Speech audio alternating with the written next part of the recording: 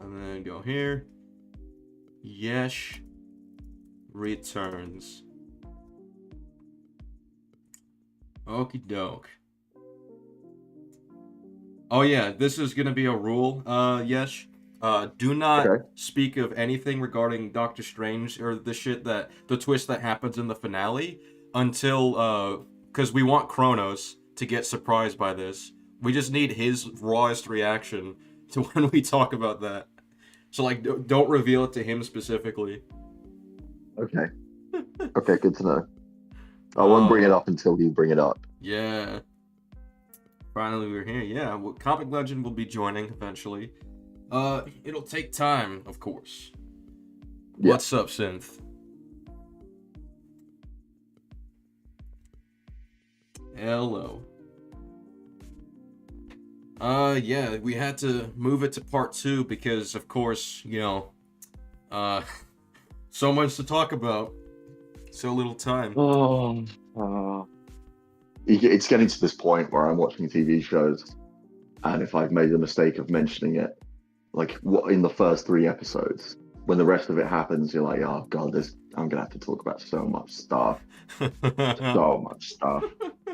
It keeps happening with these Marvel shows, man. It keeps on happening. I don't know what it is, but these Disney Plus shows, at least the ones that I've seen, they just keep like missing.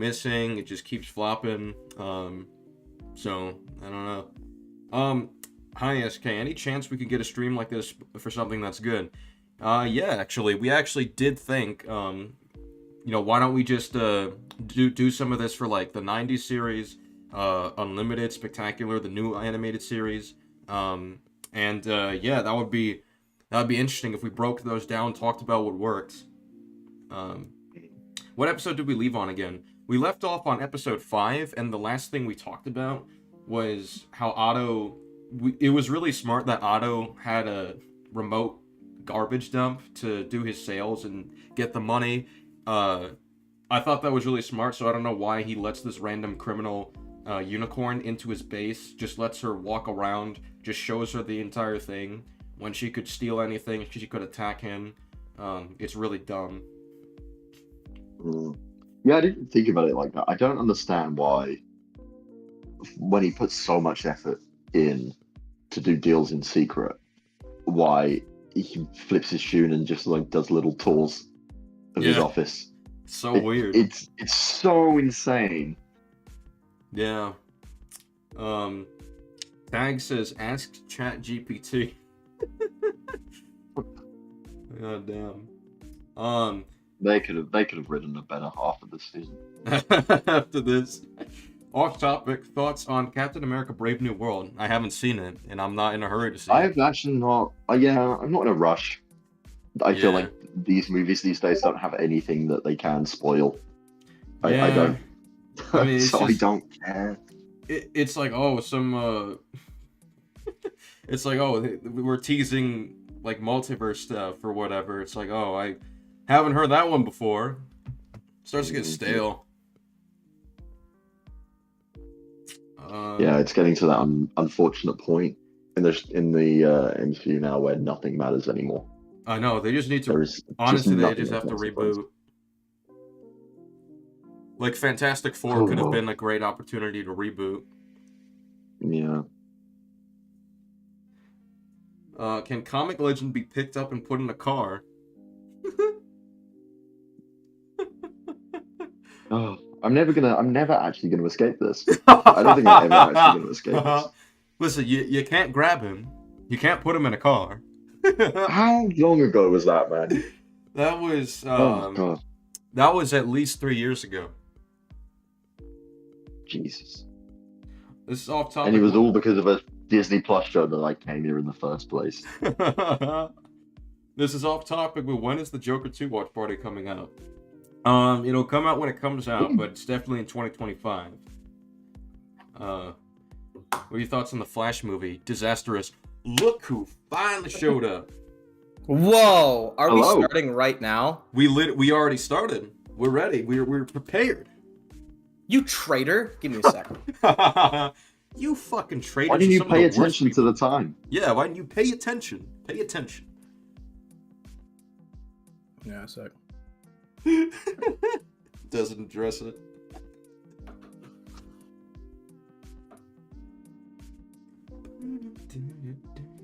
Fun fact: so, as someone who owns the Red Hulk, Wait. Are you criticizing my actions right now, SK? yes. I think I'm gonna kill myself. Goodbye, guys. You care to explain your position? Since you want to troll instead of actually address the issues mentioned. Fun fact: as someone who owns the Red Hulk introduction comic with She-Hulk on the Shield helicarrier, I found Brave New World kinda meh, found the comic boring outside of She-Hulk stuff. I mean, that's MCU for you. It's like, it's meh at this point. There's no hype. Sounds like a feminist take, in my opinion. All right, so is today gonna be the greatest disagreement day ever? Because Colin isn't here. I don't know. It depends on how quick we go through these episodes, because I want to kind of get through them as quick as possible. If someone in chat is like eager to fight us, we'll let them in. Well, you know, have to see how it goes. But yeah. Do you have like a system for this to make sure that people We'll just join? you can create chat links. I'll just drop a chat link, and anyone can just join if they want. That's simple. Drop some bars. Yeah. SK, what's the best Spider-Man show in your opinion? Yeah, that's a good question. Spectacular. I would say it's between Spectacular and the 90s series. I would want to rewatch both of them in detail to really kind of crunch them up against each other, but I think it comes down to one of those two. I think both are solid 8 out of 10s. The fact you don't give it a 9 actually offends me.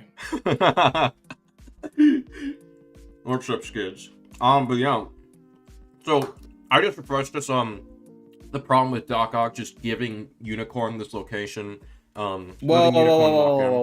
I am setting up the stream. Oh, Just okay. Keep up the banter. The banter, okay. Liam, would you agree It's gotta be funny. would you agree that this show is stupid, doesn't work, and people need to pay attention? Yes. Give me a sec. Take off my sweater. It's hot in my room. I feel like the one thing that there's a big problem with all of the Spider-Man media coming out is that there are so many things Spider-Man fans hate, and you have to choose half of them I and know. have them in any media produced right now. And I feel like this show has done half the things people wanted, and those people like the show, but ignore the other half of all the stuff that people still hate, and kind of forgive the show for doing that anyway. I don't know. It's a gamble at this point.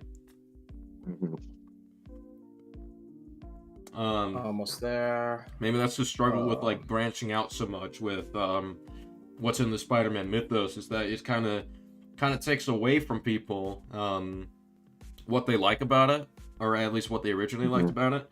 So you're gonna have it really start to veer off and kind of create a split in the fan base. I mean, it's happened with like Sonic, for example. Maybe not as much. Funnily enough, Titanic the fudge ball. I'm gonna put up this meme on the stream because it's just, I made it last night because it's incredibly accurate. Give me a moment. Some of you might have seen it because I already posted it. Man, is it working? Heyo, okay. League Entertainment. League Entertainment. All right, this is the meme right here. Basically, it's Sonic going, "Hey, little man, how's it going?" And then it's just Spider-Man holding Friendly Neighborhood, and Sonic's holding the Sonic 3 movie. Just like, yeah. I have seen that, yeah. Oh, There's too many gadgets in the Sonic 3 movie. It's a bad adaptation of Sonic now. that's way too on the nose. I didn't like it. Too many black characters that shouldn't be there. Exactly. Oh, where's my phone? I gotta lead chat in my end. All All right, we could start now. So what episode are we on now? We're on episode 5. I've got it pulled up here. Yeah, we talked about Unicorn being given this location, being allowed to walk around. It's just stupid. Then we have like Harry and Peter meeting up with each other, and he goes to school, which is like, yeah, I guess that's a thing, whatever. I I guess I like Lonnie being told like he needs to step up if he wants to keep his football career. Which I guess that works so far for him. I hope So they far from home. hope they stay consistent with that. But if we look at the document real quick, so okay, it gets to the unicorn stuff later. Okay. Lonnie's being forced away. Just for notes, but yeah, Lonnie's being forced away from the football game. Doesn't like that. He's basically taking his life away from him. So from Lonnie's perspective, he really should hate them even more. It's just creating a rift between his loved ones, his potential for success, anything that he's cared about in the past. But Yeah, but the gang is his family, apparently. Yeah, of course. And then someone just said Spider-Man is really nerfed after he stops the bus and then gets overpowered by a normal human. That's a good point. Yes. We'll get to that. Yeah, that happens a lot. It does. Like, a lot.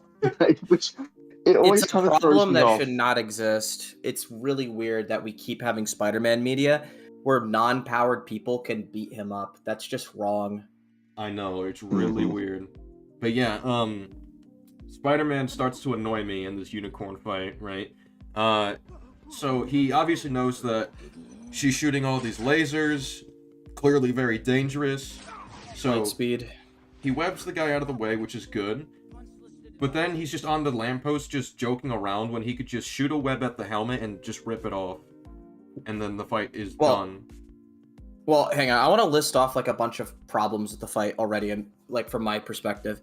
So I think the problem with the Unicorn Spider-Man fight is the show even establishes she's like at most an Olympic athlete level of like strength, speed, agility, reflexes, and all that. So with that being said, she is basically a normal human. They even specify she's not even like a peak human. She's not like Batman even, or like Daredevil or Captain America or whatever. She is below that. That's what the show told us. So with that being said, how in the world is Spider-Man struggling with such a weak opponent? And like, the helmet is not relevant to this at all. The helmet shooting lasers would not meaningfully help her against a guy who is so much faster, stronger, smarter, and just all of the above better than her in every way, holding back or no. So to see that the fight even lasts as long as it does is really stupid. I have no idea why they couldn't either just give her a super suit, give her superhuman abilities, or something like that. Yeah. Because it's really dumb that he's struggling this much against her. He outright loses the fight in the end too, which is just ridiculous. It's embarrassing for him. Especially when there's so many methods he could use to just easily defeat her. He could literally just shoot his webs and just pull her helmet off her head. He can literally just web her feet to the ground so she's immobile. I mean, he can literally just beat her silly by punching the crap out of her because he's way stronger than her. He's literally way like faster. On the lamppost. If he shoots at her foot and then pulls it up, she's upside down. So yeah, exactly. This is just again stupid. Doesn't work. Pay attention. It's just standing there, talking, just doing the dumb stop to talk thing. And then he goes down, and then just dodges the hit, and it's like, yeah, she wouldn't have loaded that if you just webbed it out of her off her head. If you tripped her, you did something just to stop her. You wouldn't be dealing with that. I'd argue further. The helmet being able to predict his movements is irrelevant because, first of all, Spider-Man himself has spider sense, which is a form of predicting people's attacks before it happens. Secondly, even if that's not the case, it's irrelevant if you can predict what someone's going to do if they're so much faster and stronger than you. This is like saying that, like, you know someone's going to shoot you and you predict where the bullet's coming, so that means you can dodge the bullet. It's like, no, the bullet is faster than sound. You're not moving faster than sound to get away after it's fired. That's not realistic at all. That makes no sense. Spider-Man is way faster than just even a bullet. Like, he kept up with a speedster, like, how many episodes ago? Like, 1 or 2 episodes ago? 2, I think. Literally 2 episodes ago, he's literally been able to keep up with a speedster and even beat the speedster eventually with help with a tarantula and shit. So no, there is no way that you're telling me that she's going to be able to even react to him like coming at her at all. She would just get completely swamped.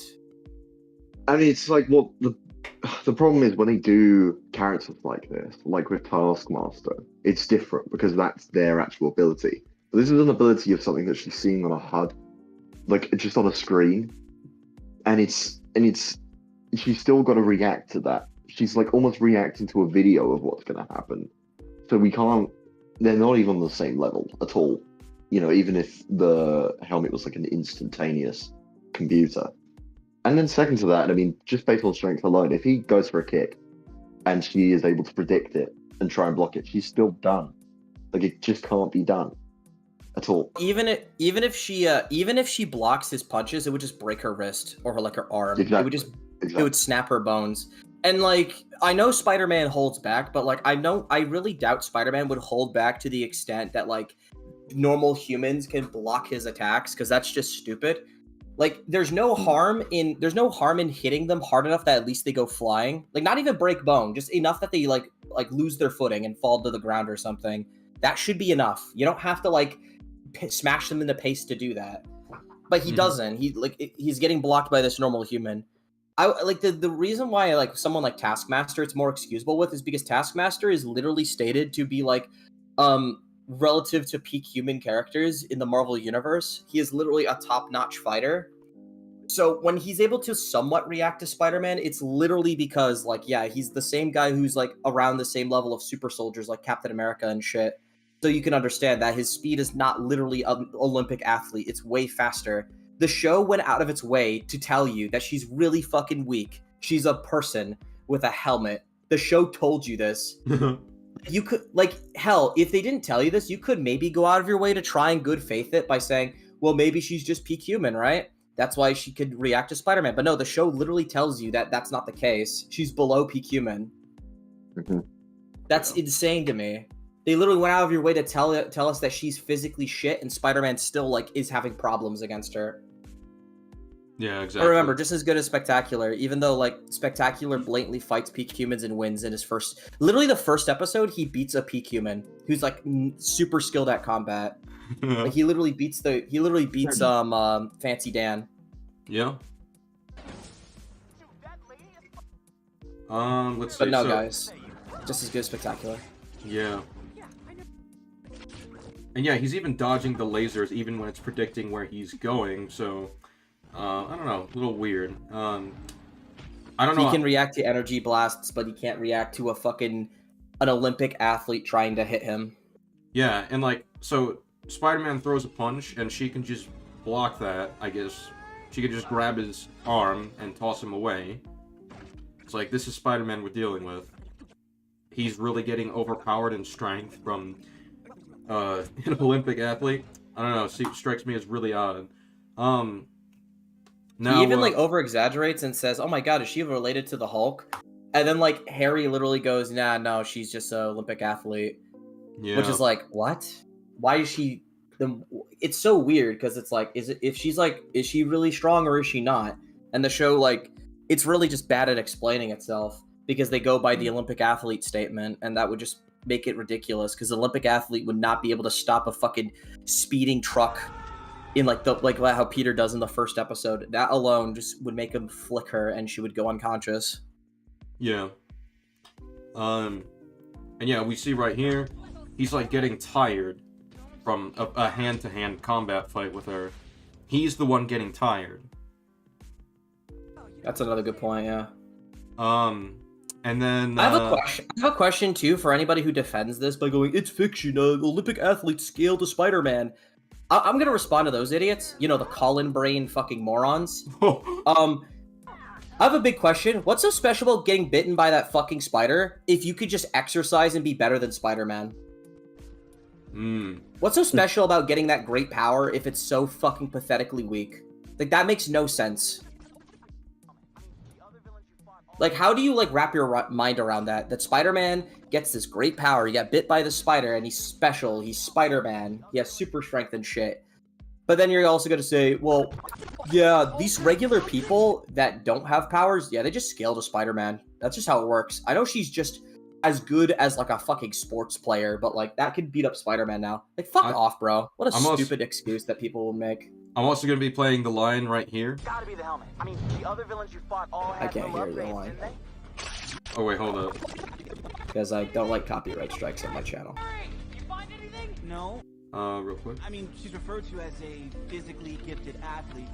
Yeah, right here.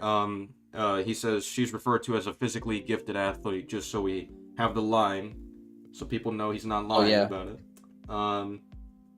But yeah, so Spider-Man's on the lamppost. Oh, this is inexcusable. So, okay, if you look at the stream, he's on the lamppost. She turns her back, right?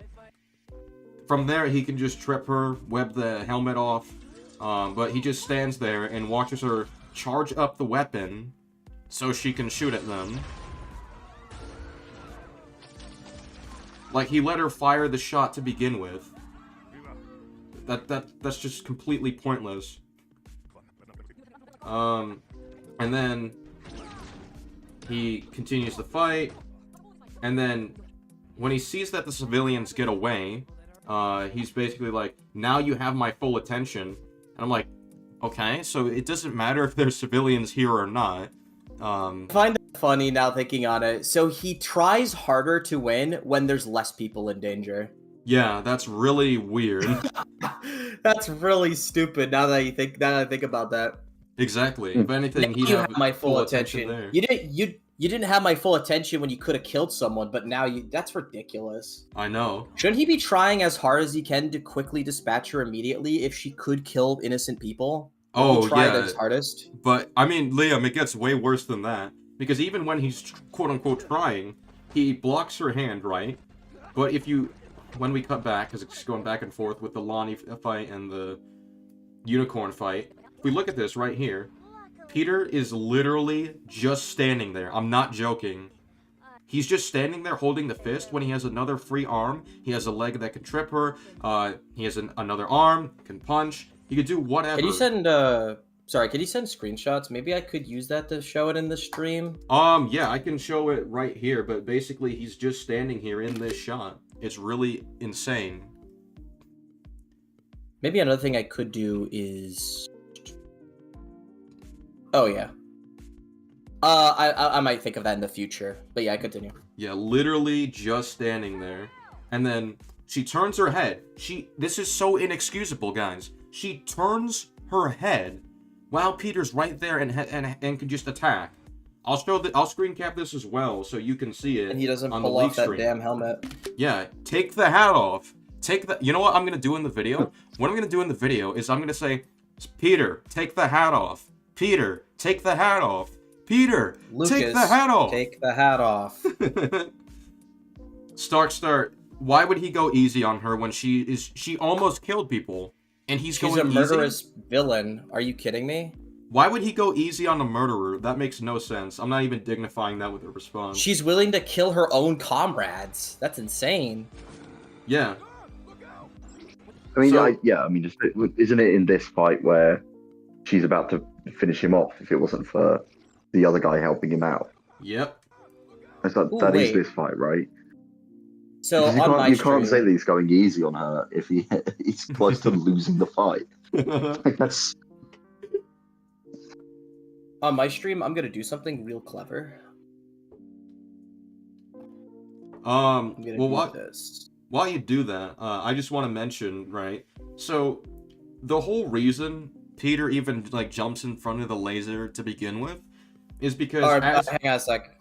Sorry. So everyone on my stream, here's the image. So she is clearly looking at I guess it's the Rhino's dad or something. Peter literally has her hand.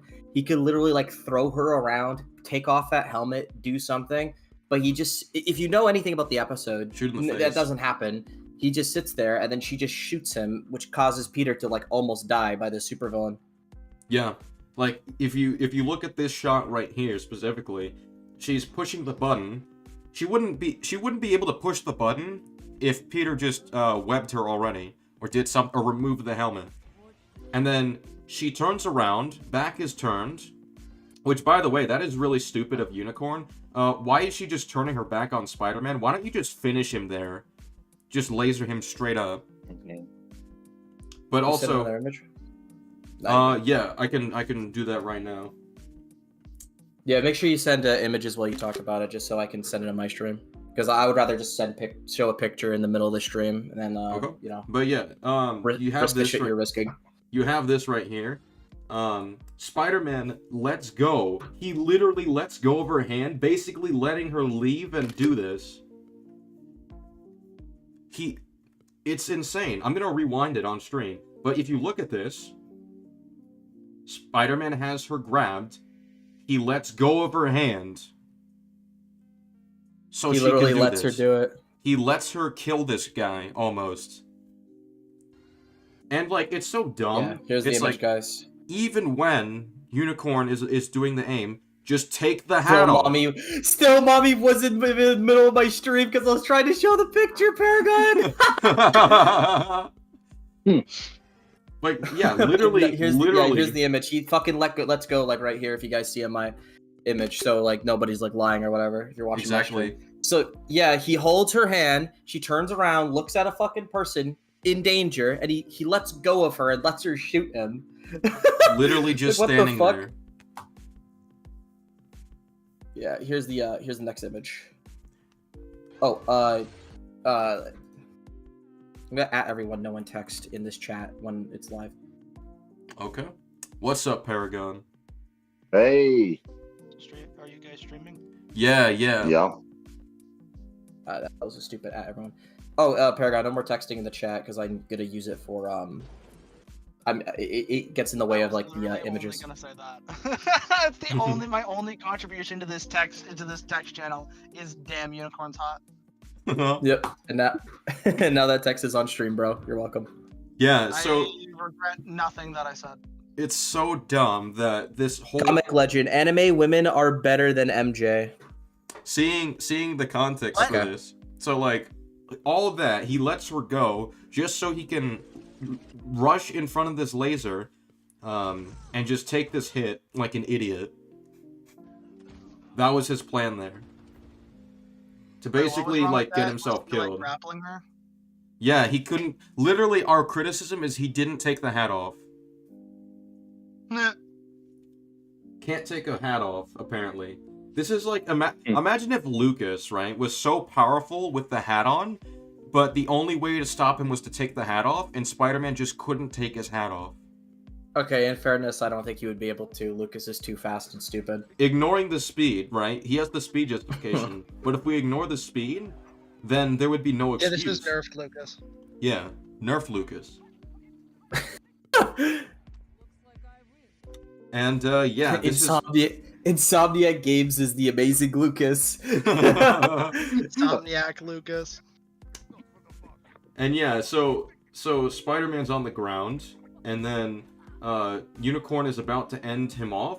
And what happens when she's about to literally do the same thing that she was about to do to the other guy, who was even further away than when she is now, what the guy does to stop her is walks up to her and just rips the helmet off. This guy thought to do it. This idiot. This guy they established to be an idiot thought to do this, but Spider-Man couldn't. That is inexcusable. Oh my god, that is so sad. That is inexcusable. I was actually It's literally about to ask, can he just rip the helmet off? But then I was Yes. just like, wait, didn't not Rhino do it? And you're like, yeah, he did it. And I was like, oh, okay. Yes. It's even worse That's- for Peter because he can stick to stuff, so he could just stick his fingers to the helmet. Exactly. Yeah, that's the thing. It's like, oh my god, dude. This has like been a problem with the Spider-Man media for so long. It's just they make Spider-Man so fucking incompetent, and it feels just insulting to be a fan of this character. At times, it feels like he's like just the only one they write this way. Like every other superhero in media these days isn't written like this. Captain America's fucking smart. He's able to beat up his villains, and he's capable of handling himself. Iron Man's able to do this. Hulk's able to do this for the most part. Like fucking Thor, like Batman, Superman, but like when it's Spider-Man, why does he always have to keep getting his ass fucking kicked and not even get a Because second it's win? relatable, bro. It's relatable to suck ass. The stupid defense I hear about guys, he always gets hit down, right? He always gets down before he gets up. That's cool, but he has to get the fuck up and win. That's what I want. He's not getting up. He just fucking expects someone else to do it for him. He didn't beat the unicorn. It was some fucking fat Russian man. Yeah. This is the first episode where he legitimately lost to a normal human with a gimmick helmet. That's how bad Spider-Man is. He can't even beat human beings if they have a laser helmet. That's fucking stupid. Yep. And what's even crazier is that he webs the helmet away when she tries to put it back on. It's like, oh, now you remember you can do that. Wonderful. And then he shoots one web at Unicorn, and she's stuck and done. It's like, oh, you didn't think to do that? You couldn't have done that earlier? I hate you. But yeah, like, Peter B is not incompetent. Who said that Peter B is incompetent? Peter B is like what I want. He always gets knocked down, but he gets up and he eventually tries to win the fight. It's funny. He doesn't expect others to help him. It's funny, Comic Legend, because Peter B in Into the Spider-Verse is literally shown like, yeah, I'm better than you, Miles. Like when he tries to outsmart him, like at each and every turn, Peter B just outsmarts him. He trips him over. He gets the goober from him. He's shown to be more competent. They don't nerf him to make him look like an idiot or to try to prop up Miles, and that's good because he's the teacher here. He's the mentor, and he deserves that level of respect. The only time Miles gets something over him is at the end, where Peter is literally in like he's emotionally like not all there, and he's thinking about like dying right now. So obviously that's different context. It's also not gonna try and beat the shit out of Miles. Exactly. It's like Die, minor. I don't get it. I don't get it. This whole tendency to just nerf or make Peter look stupid or whatever. I don't get it. Yeah, Peter B was at least they write him to be that he's very clever, experienced, and usually knows what he's doing. Yeah. So like I don't think it like that's not an example of it. Like every time he gets his ass kicked, every single time he keeps going at it until like he either eventually wins or finds some kind of solution. Yeah, even in it's so funny. Even in Into the Spider-Verse, they established that at the beginning he's out of shape, that he's rusty. He's not like doing this properly because he's fucking fat, and he still is better. Yep. Even when he's fat, he's really competent. Like I remember back in the Spider-Man 2 days of like the nerf argument. I remember one of the videos I watched defending it was trying to go, see guys, like why are you guys complaining? Spectacular gets his ass kicked a lot, and there was like a montage of it, and then like every time I saw like a scene of him getting his ass kicked in the montage, it's really funny because it's like, yeah, he ultimately won that fight. Yeah, ultimately he kicked his ass. Like he now embarrassed that's that spider villain. strength. Yeah, sure. That was a good hit though. Yeah. It's like it's so crazy. It's like, I don't know why people don't understand this. In the end of the day, he kicks their ass though. That's what's better about it. It's like, okay, Sandman embarrasses him in their first fight, right? But then what happens in the second one? Spider-Man fucking traps him in cement. He embarrasses Sandman. Looks like a joke. Mm-hmm. Electro absolutely fries him in the first fight. In the second one, he kicks him in a pool and beats him. That's what I want to see. That truly represents falling down and getting up. Wait, but didn't you hate the part where he fought a guy with 2 shot gauntlets and he just won immediately and didn't even get hit? I hated that part. It's not as relatable and realistic as Homecoming, you know. Where he got beat by a New Vegas thug. Bruh. But yeah, like I don't think there's much else to say about this episode. They're setting up that Harry's showing up with Nico and Peter. Lonnie's getting more respect. Yes, Nico. Lonnie's getting more respect in the gang, and he gets the name Tombstone. Oh yeah, like Lonnie apparently is liking the respect from the gang, even though they've done nothing but antagonize him, treat him like shit, and basically like strong arm him from even being a part of the gang in the first place. But apparently he likes that they respect him, even though he should hate them. He should not like these people. I mean, it's a thing that we all expected to happen. It's something that we all know is going to eventually be the plot of Lani. But the way that it happens in the show is so sudden that I felt like I missed an episode. Yeah, it's like And the Doc Ock it thing in happens from Spider-Man this point. PS4 without the nuance. That's what it Yeah. is. It's the Doc Ock turn in PS4, but without that nuance. Because, like, the whole thing there is, like, Doc Ock had a lot of negative traits even from the start of the story. So you get an understanding why he turned to villainy. Like, it makes sense for him. But, The like, Doc with Ock Lani, thing is he's just such way a... better because they established that he was lying the whole time. He was just always like that. He's always been a petty, spiteful little bastard. It's just that he's good at, like, pretending he wasn't for a while. Mm-hmm. Yeah, and the problem they do with Lani is they make him a perfect character. They make him like the most likable, perfect, intelligent character. And just before the turn, I mean, like we were saying before, the stuff of them like ruining his school life and ruining everything that is important to him is the thing that just happens. And then the next thing we see is that he suddenly loves them because they give him a nickname. Yeah. And it's like, you can't have your relationships thrown away, your future thrown away, all of the stuff going on with your football completely thrown away and ruined. The fact that this was all done because they were putting pressure on his little brother, but just because they give him the nickname Tombstone, he's all of a sudden like, they're my family, I care about them. And it's just so out of nowhere. Yeah. And it ruined something that was actually, honestly, at this point, it was the most interesting plotline the show had going. I don't think I was interested much in.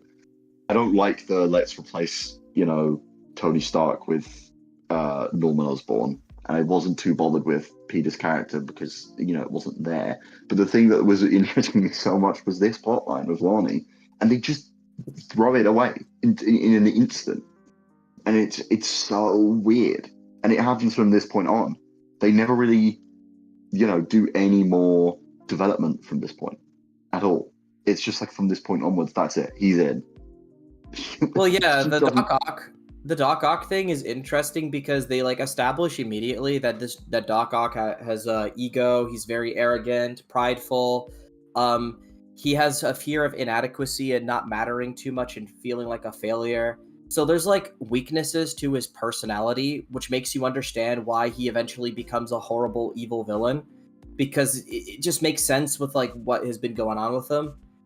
Like, he constantly feels like he's being treated like shit everywhere. His passions are being destroyed.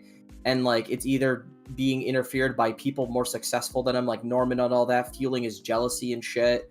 So you get it when he's, like, full on just a bad guy. You get it why he's so cynical to, like, everyone in, like, the world and shit. You get why he's like, yeah, the City Hall bombing, yeah, that makes sense. That should have happened. Made these idiots wake up. Because, like, you can understand someone as spiteful and as, like, fucking ruined as Otto is feeling this way. Like, his life is destroyed. He's a poor failure of a scientist who like basically has this shitty low income lab where he's like been desperately trying to make like a breakthrough for years and failing like constantly. And like he just finally snapped. Like that's compelling and it makes sense. And it makes you feel bad for him because there could have been a good person in there, but he died long ago. The problem with like fucking Lani is that we don't have that at all. It's like the Harry Osborn Spider-Man 2 problem. I don't buy this person as a supervillain because they haven't done anything to like fucking explain to me like why he's so like evil. Like why did he change? Like literally the classic saying. Why would he change? Well, I mean, I'm not sure if you want to go into it now. It's literally it's the same thing as like, yeah, Peter, you're my best friend. You're my best friend. Fuck you, Peter. You got mad at me when the symbiote made you evil. Fuck you. I'm Venom now. It's like that for like Lani, but like even worse, honestly, because at least Harry was jealous of Peter for a dumb reason, but at least they gave us a reason, even if it was stupid. There's like no reason for Lani. It's so weird. It's just I like criminals now. Hold on. I'll play a little bit of devil's advocate for Spider-Man 2 and say, well, Harry's just frustrated that, he's not getting the chance to heal the world. Like he just wants to live. Like, it doesn't matter if the symbiote fucking corrupts you. Nah, it's still stupid. Like, I'm not. I've explained this multiple times. The fucking. We Well, don't need to veer I- too much into the Spider-Man 2 discussion. I can understand him Yeah. maybe wanting the symbiote. I don't understand his resentment to Peter or like being evil, being like this fucking villain. It's not compelling. But like with Lonnie, there's no reason at all. Like it's worse. It's just he just like It's- in that episode. Yeah, I'm Tombstone. Yeah, guys, you're my family now. And then Pearl's like, you have a way out. You have a way out now. Scorpion is making them busy. They're not gonna worry about you being in the gang or not anymore. So like you got a way Well, out. He's like, no man, I'm that's still the sticking to thing. this. That gets even worse. And the part where it's completely off a cliff for me is that the only thing that actually convinces him, in my eyes, going through this show, the only thing that he actually sees as a positive of this gang is that they say they protect the area that his family's around it. And if you take that as his main motivation to actually try and help them out, that completely falls apart when at every point when that gang tries to fight someone, if Spider-Man isn't there, they all die and lose. Because this gang has 2 fights against Gargan. And in both fights, they're completely bummed. And the only thing that saves them is Spider-Man, right? And if you're Lonnie, in that final fight against Matt Gargan, is his name Big Don? He Dumbass runs away. Donovan. Dumbass Donovan. Yeah. He runs away, like, as a coward. And it's, again, a point where Spider-Man comes in and he's the one that saves everyone. And it's like, if you're Lonnie in that situation, helping Spider-Man out, seeing him save everyone at every point, why is the conclusion of this plotline that he goes, yeah, we still need this gang to keep people safe. I'm going to lead it. It's a complete opposite conclusion to everything he sees happen. And we see That's a him good get point, on well yeah. with Spider-Man. So it's like, if you're seeing this gang constantly fail, you know that all they did was put pressure on you because of your little brother. The gang leader runs away and you help Spider-Man. So you're like, cool, the next step is to throw away my life and lead this gang. There is no motivation to do that Exactly. whatsoever. It's also really bad. Completely in the toilet. I also don't accept the argument that he feels like they're keeping the neighborhood safe. I don't accept that argument, not only because once again, yeah, Spider-Man is there to do that and he has superpowers, but also like he wouldn't trust them to be able to protect his neighborhood because they endangered his family like immediately when he joined up with them. Yeah, people By can having get, Scorpion like know his face and like being known to track down people like this also and people like can hurt their get families.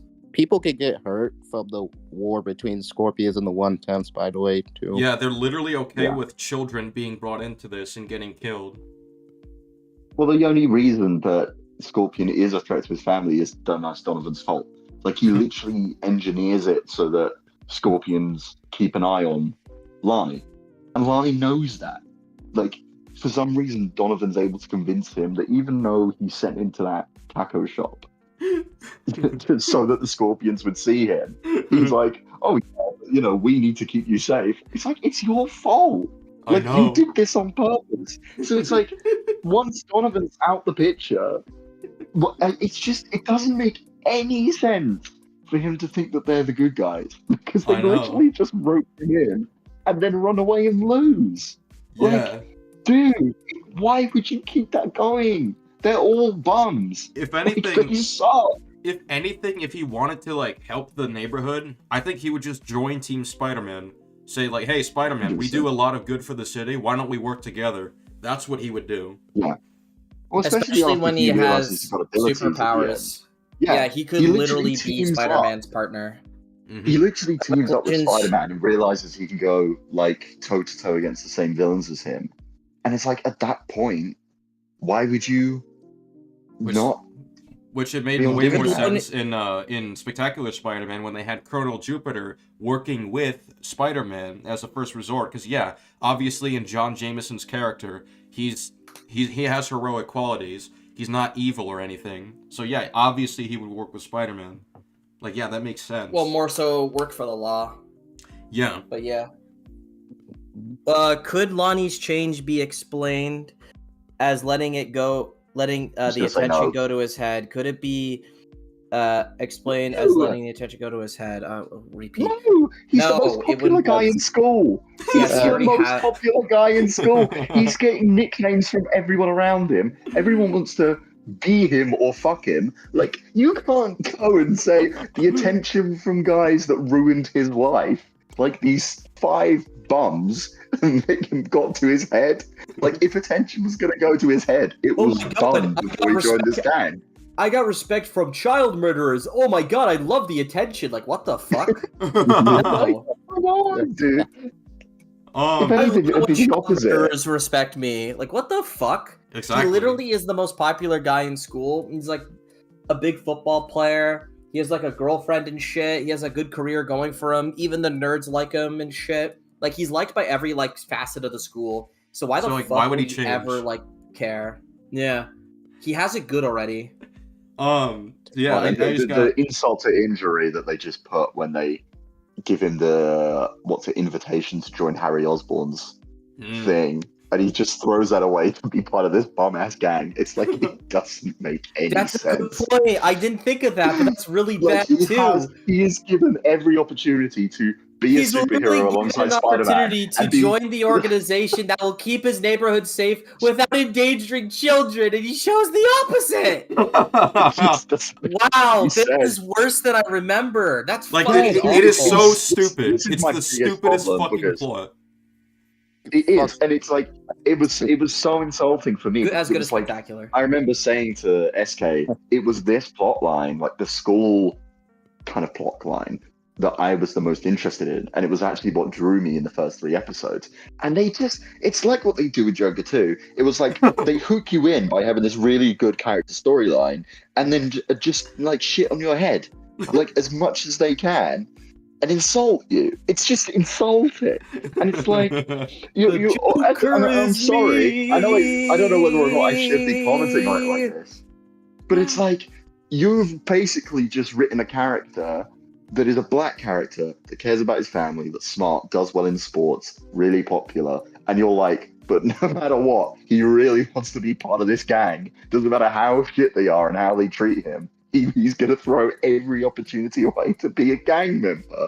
And it's like, what are you doing? Why are you writing a character like that? The commentary is apparently black people don't understand morals and will be with gangs no matter what. Hold Thank on. you, That's for the how neighborhood. Star's defending this by saying, but Lonnie is a kid and impressionable. He's impressionable. He's like, no, he's not. You are not impressionable at Lonnie's age. Like, at Why all. would he be If anything, if someone tries to give you impressions, you'll be like, no, fuck off. Why would he be impressionable by child endangerers? Huh? Impressionable doesn't mean you're a fucking moron. Like, you still like have common sense. They literally put his family and his like little brother in fucking peril. Yeah, he knows that. That's he just says blatantly obvious. Thank you for the Also, 2. Lonnie seems more responsible than most teenagers too. Like, he's not like he's like clearly he's clearly one of the more responsible ones because of his house life too. Like, he has to take care of his little brother and like kind of help out his family and shit because they're going through hard times. So he doesn't have the luxury of being impressionable and immature. Yeah. Good point from TC. He just said teens are impressionable, but not to this bloody extent.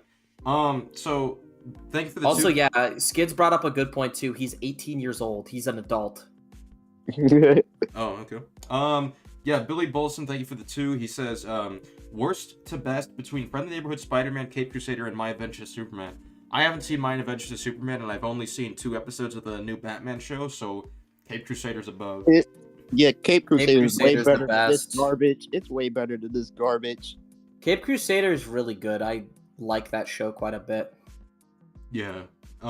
So because I feel like a lot of what we just said thoroughly covers Lonnie and why he just doesn't work. So I don't think we really need to talk much else about him moving forward. Something I do want to talk about. Well, just in case, SK, I'm gonna be straight up. I feel like we need to drill it as much as possible, though. Like, if we find anything, I'm gonna mention it. Yeah, if because anything, that is the most praised part of the show, and I thought it was the best part until like later on, where it gets worse and worse and worse. It's really bad now. Like, it's actually genuinely terrible. It's disastrous. It's a disaster. I do want to mention real quick. Why is Lonnie talking about the 1/10 across the stairs to his brother, where his parents could hear that? Like we literally see Yeah, right I don't think they're beforehand. even whispering. No, they're not. No. They're literally. He's at the top of the stairs. He's at the bottom of the stairs, so he can't be whispering. So, Huh. so literally, they're talking about this when their parents are in the other room. It's like, what is wrong with you? Yeah. So. Yeah, I'd agree with that. But I agree with that. I would just think like that's a smaller issue though. It is a smaller issue, but I think it's just funny to point out. So Peter is at a party, and then he gets told by Norman that there's a security break-in at Oscorp. Oh god, this part. Yeah. No. It's the Daredevil part, isn't it? Oh my god, I fucking hate this part. I hate this part so much. Yeah, so Spider-Man arrives, and he sees security has been taken Well, should we out. also mention that Norman asks Peter for help, and his first instinct was to like not want to do it. Well, to be fair, he wanted to ask like what it was about first. He wanted to be sure it was necessary. I think that's okay. He ultimately just goes once he gets told. That's fair. I necessary. barely remember. Yeah. So we have the Daredevil part, and then he sees Daredevil there. And he's just standing there. They play the theme, and then they try to. The best way to describe this is that this is literally just aura farming and jingling keys. And the reason for this is because there's nothing substantive to adding Daredevil to the narrative. It's only there for fan service. I just want to ask people in chat right now, what does Daredevil's presence in the show actually add to the overall narrative of Peter learning the truth about Norman? Peter's relationships Well, you with see, his... SK, it's set up for season 2. You see. Oh, it's set up. See, this is the thing that people keep saying to me. They keep saying it's set up and set up. They keep saying it's set up for the next season. And my only response to that is setup should have payoff. Setup should have purpose in your story. They should fit within the story. You can't just throw setup because you're not telling a story. You're just throwing in fan service. Yeah, it's like I don't mind the setup though, because if you have the argument that it's just a setup, the bit at the end where they reveal the spy, that's kind of enough. Because you could say that you've got a spy in there that was shit, and it's like maybe that's got its own problems, but that is the setup. But when you do him breaking in and it leading to nothing, like they don't really show what that led to. If he's got a spy, why does he need to break in? But also, if he doesn't know Spider-Man. To be fair, I think Daredevil is better than her, so she would prefer him to do the sneaky like breaking in stuff. Yeah, but if she's a spy working in there, why does he need to do the break in anyway? If all it does is bring attention to him. She would tell him like, "Hey, the thing you need to steal is over here," and then he'd go and get it. Yeah, but then that should lead to something, shouldn't it? That's the problem. He's saying like from a something and nothing comes That's of like the logical reason why he has a spy, and also why he breaks in. Yeah. It didn't lead to anything because he ended up building the awful, terrible machine anyway. Yeah. So it's like Daredevil was so useless. Yeah, and why doesn't Daredevil also? If he why doesn't know who Spider-Man is, that shit? Well, yeah. Exactly, and it's like if we go in order right here, right? Because we're kind of like jumping point from point. I do want to just mention right now because I've tried to say that it's really dumb that Daredevil just doesn't explain to Peter what Norman is hiding. Like later on in the fight, and it's a problem that it's even happening later. He's just like, Norman, he's hiding something. Like he says that, but expects Peter to just be like, to just trust him. He says, I'm trying to get you to understand what's happening here. And it's so dumb because if you were actually trying to do that, then you would have done that earlier. And the defense that people make for this is that, well, he didn't have the chance to do that because Spider-Man was fighting him. I don't believe that. He was clipping earlier. He literally, Daredevil runs away. He's like Daredevil runs away just doing the bare minimum. It's like BVS where it's like, Bruce, vague thing, and then just Bruce punches him in the face. Exactly. It is literally the BVS thing. If you criticize Superman like not explaining himself in BVS when dealing with Batman, it's the same problem here. Like you'll see that it's the same thing here. He's just standing there. He's like, don't mind me, I was just leaving. He gets his foot webbed up. and he's just like, you know, he's doing these quips, he's doing these jokes, right? And they're talking at points. Daredevil should just be like, listen, Spider-Man, I know you're trying to do the right thing. I know you're a hero, but Norman is hiding something. I've just gotten evidence off his computer. We could definitely talk about this at another point. I mean, he literally does this with the 90s series, where like Daredevil is talking about what's happening with Fisk, and he gives him like the actual rundown of what's happening, so he can actually work with him. But you compare it with this, it's like Daredevil's just a moron here. This really pains me to say, because this is Charlie Cox's performance as Daredevil, and I have to be like, yeah, I hate this portrayal because of the writing. It feels exactly what happened when I watched She-Hulk. It's when I watched She-Hulk and I saw Daredevil being a moron with the fight with She-Hulk. I'm like, what are we doing? It's the same thing. I've heard She-Hulk unironically be used as a defense for why he can fight Spider-Man. It's like, I mean, he fought She-Hulk. Okay. Even though he doesn't fight her, like if you watch the fight, he doesn't even like hurt her or anything. He dodges a She-Hulk who isn't trying that hard. Well, also, I find that really funny because, like, if you watch the Daredevil series, like, it's way more grounded. Like, he would struggle fighting the 6 Penguin Goons if you look at the early stuff in Daredevil. So. I mean, he struggles with Kingpin constantly. Yeah, besides the fact that Daredevil doesn't disclose important information to another superhero, a one that he even verbally says and is trying to do the right thing. Yeah. And just keeps letting him be associated with, like, Norman. That's genuinely damaging to him. Yeah, even though he could be a really useful resource to Norman, and getting him against Norman would be more help than whatever he was stealing anyways. It could help Norman get away with so much shit. Oh, guys. Besides listen. that stupidity, like, the fight fucking sucks. Like, ignoring that Daredevil would never beat Spider-Man in a fair fight anyways, it is so slow and ugly looking. The fight does not look cool at all. It is so jank. Guys, listen. Darkstar says Spider-Man thinks Daredevil is a villain because his black suit makes him look like a villain. I don't. We're not talking about Spider-Man. We're talking about Daredevil. Daredevil should tell Spider-Man information, not the other way around. Well, yeah. Wait, Daredevil wearing black? No, wearing black does not make you a villain. Yeah. Spider-Man should not be that stupid to think that Daredevil's a villain because he's dresses up like a devil and has fucking black on him. Also, he literally just wore a black suit in like the past 2 episodes. What are you talking about? Yeah. Not only that, he's literally based off a spider, which are usually like creatures that are like really like deadly predators. Yeah, he's based off of a creature that like bites you. You know what spider venom is supposed to do? When spiders bite their prey, it literally liquefies their organs so that spiders can drink it.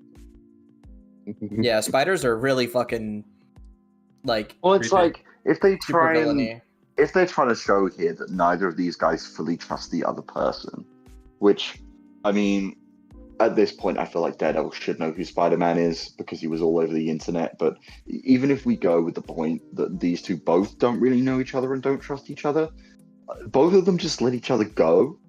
And it's like, if, Daredevil thinks that Norman has a super strength guy working for him. Someone went into my stream and just went, he's a kid, when we're not even talking about anything that would be a defense for. Like, what? Well, yeah, unless you're saying that he's a kid is a defense of losing to Daredevil, which is, you could kindly suck my dick. No. Weird. Damn. Funny how the bully club, the bully club, it just knocks him out, even though the super's supposed to offer extra protection. Yeah. Let alone the fact that Spider-Man's durability is way more than a fucking goddamn billy club hitting his head. That's not going to knock out Spider-Man. Liam, I've told you, someone has tried to argue this against us, but like, Spider-Man is so far above Daredevil, and his main weapon, web shooters, is just the anti-Daredevil equation. He should literally win this fight just going R1, R1, R1, R1, R1, R1, R1. Yeah. Well, yeah, that goes into so besides, like, I want to bring up, like, the fight looks slow. It looks really shitty. I think it's really disrespectful that Spider-Man barely gets a hit in. That's ridiculous. But also, very simply, yeah, I think it's really badly written that Daredevil would beat Spider-Man in a legit fight where Spider-Man actually is trying to stop him. Oh, you were just the guy was just trolling. He didn't mean the kid thing. Yeah, that's fine then. My bad. I will say though, if anyone defends the Daredevil thing with he's a kid, I will say like suck my dick. Fuck you. God. Oh, they didn't even give him like the logo on his chest. Like, Okay. Well, like, firstly, I want to go through any possible defense right now with Daredevil. So, saying he's a different version or whatever, this falls flat once you realize this is still an MCU adjacent universe where it's technically the MCU but slightly different. The only, like, you could argue Spider-Man maybe he would have a different power scaling from the MCU version because he maybe got bitten by a different spider. Even that we don't know. But even if that's the case, fine. You're not excusing Daredevil because he has the same abilities, same power sets, like generally like a similar costume. It's the Netflix Daredevil. It's MCU Daredevil.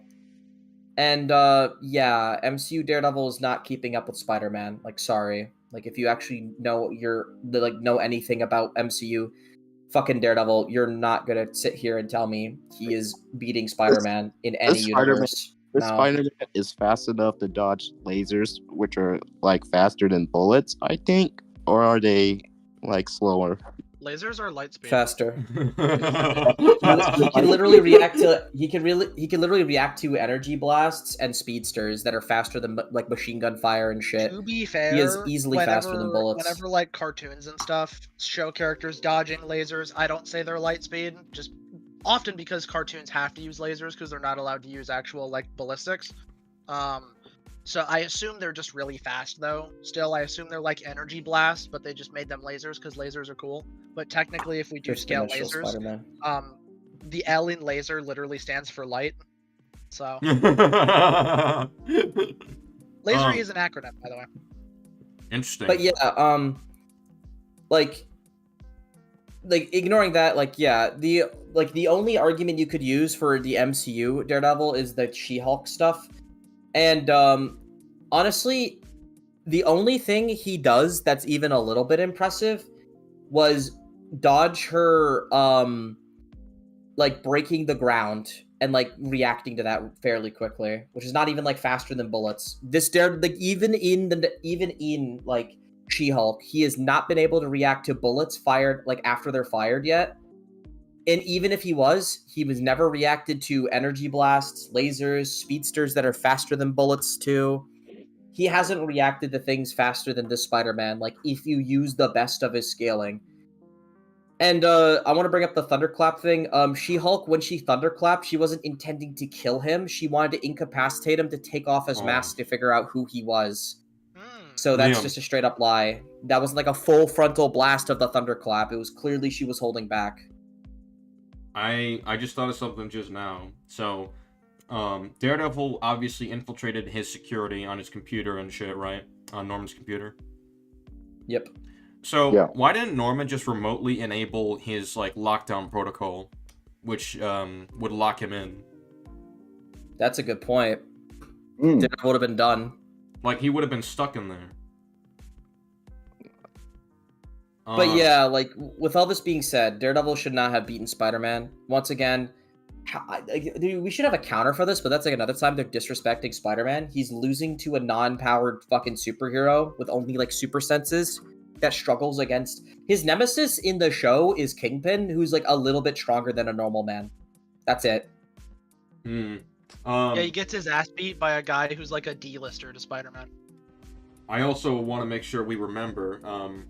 Okay, so they show that the glass, there's a hole in the glass, which explains how Daredevil got in, and even that I think is a problem. Like, why would Norman just not lock down his office when he's not using it? That's a good point. I have no idea why you wouldn't do that. Yeah, so he can just open a circle of glass, right, and just get in there. And also, like, they literally talk about Otto being potentially behind what Daredevil did. So you're telling me that they think that Otto hacked into his shit, that he had someone break in to his building, yet Peter is unmasked and talking about this situation when they're literally looking at... You can look at my screen right now. In fact, I'll send it to the chat so Lee can the leak stream can show it. Literally, we see the hole right there. Peter's looking out of it, and he's just talking. What if there's a hidden drone just spying on them? What if they get evidence of Spider-Man's identity? Why don't they put lockdown on right now while they're talking, when they're under threat? No idea. That's ridiculous. Yeah, like, I'm trying to think of, hang on, maybe Spider-Man was holding back against Daredevil. That's not a defense. He can hold back as much as he wants. He's beating Daredevil. Daredevil is you can never use the argument that they're holding back when they just, like, lose. That argument is so overused for means. Spider-Man, and it blows my mind. Spider-Man may hold back, but he doesn't intentionally throw fights. That's not the same at all. He's not going to let people beat him in a fight if he can easily win. That's stupid. Yeah. Where do they say Spider-Man's holding back? Because it is something that, writers bring up about Spider-Man a lot. What they mean is he's got the strength to knock someone's head off clean when they're punching. That doesn't mean we that don't need him. He doesn't fights. need to kill Daredevil to beat him in a fight. You don't need to kill someone to, like, try your best to beat It's them. the Doctor That's not how Strange that argument works. with No Way Home. Yeah, like, Doctor Strange doesn't have to not hold back to beat Spider-Man. He doesn't have to kill him to win. It's the same thing here. Like, that's not relevant. Holding back is not a relevant factor when the person is so monumentally weaker than you. It's not even, like, a challenge. Kronos said, also, SK, why are the super secret files just on his office computer instead of some sort of hidden office? That's a good point. They do establish he has a hidden office. Damn. I was about to defend that by being like, well, his computer is the most secure one, but if he literally does have a hidden office, then I can't defend it, because at that point, just why not do it? Yeah. Remember in Spectacular when they were doing the auction for the Rhino Super Soldier project? There was like tons of crazy security and like lasers and shit, and Black Cat needed advanced technology to even be able to break in. Yeah. Yeah, but remember, this is as good as fucking Spectacular. You That- draw a bro. circle in a window and you can get whatever you want from Norman's office. Oh, Yeah. this is episode 6, right? This is episode 6. Also, TC brought up an interesting point. He said they already have evidence of Spider-Man's identity. Spider-Man's identity is in Norman's computer, and I'm pretty sure he stole Norman's internet history. That's a good point. How does Daredevil not know that Peter Parker is Spider-Man, and why doesn't he try to work with Peter Parker, like, as him? So, He yeah, might not especially 'cause he know yet. knows. Has he analyzed the data yet? I As of the end assume of he the would show? get on the case immediately if Norman's hiding something and he needs to... Well- he has a superhuman on his side as, like, his own crony. So, like, he'd want to try something to convince him if he has the chance. Yeah, but depending on what's in that data, he could be busy. He might not be able to deal with Peter yet. TC asks, what's the hidden office? I don't remember. It might be wrong. So, essentially the finale, and I think at It's the end of one where he episode does the 9... Doc Ock bullshit, isn't he? Where he's like, "Whoa, this is the big reactor he uses on my big epic holographic map table." Isn't that his hidden office? No. I'm talking about, the hidden area where he's doing his secret, super secret, portal shit. Because that's basically Oh well, that's the whole... the portal workshop too. Well, yeah, that's it's not like his office. Well, it's still a Yeah, secret. but They present it as like a secret area. About the secret. Yeah, you'd think files about the secret portal would be kept on the computer in the secret. Oh, is that what portal Daredevil lab. was stealing? Was the portal files? Well, that's the funny thing, Well, that's Paragon. like the only evil thing that we know about. Well, here's the thing. They don't answer it. That makes it worse. They don't answer what he actually downloaded. They're just like, yeah, he downloaded stuff and said Norman's hiding something, but we don't know what he's hiding.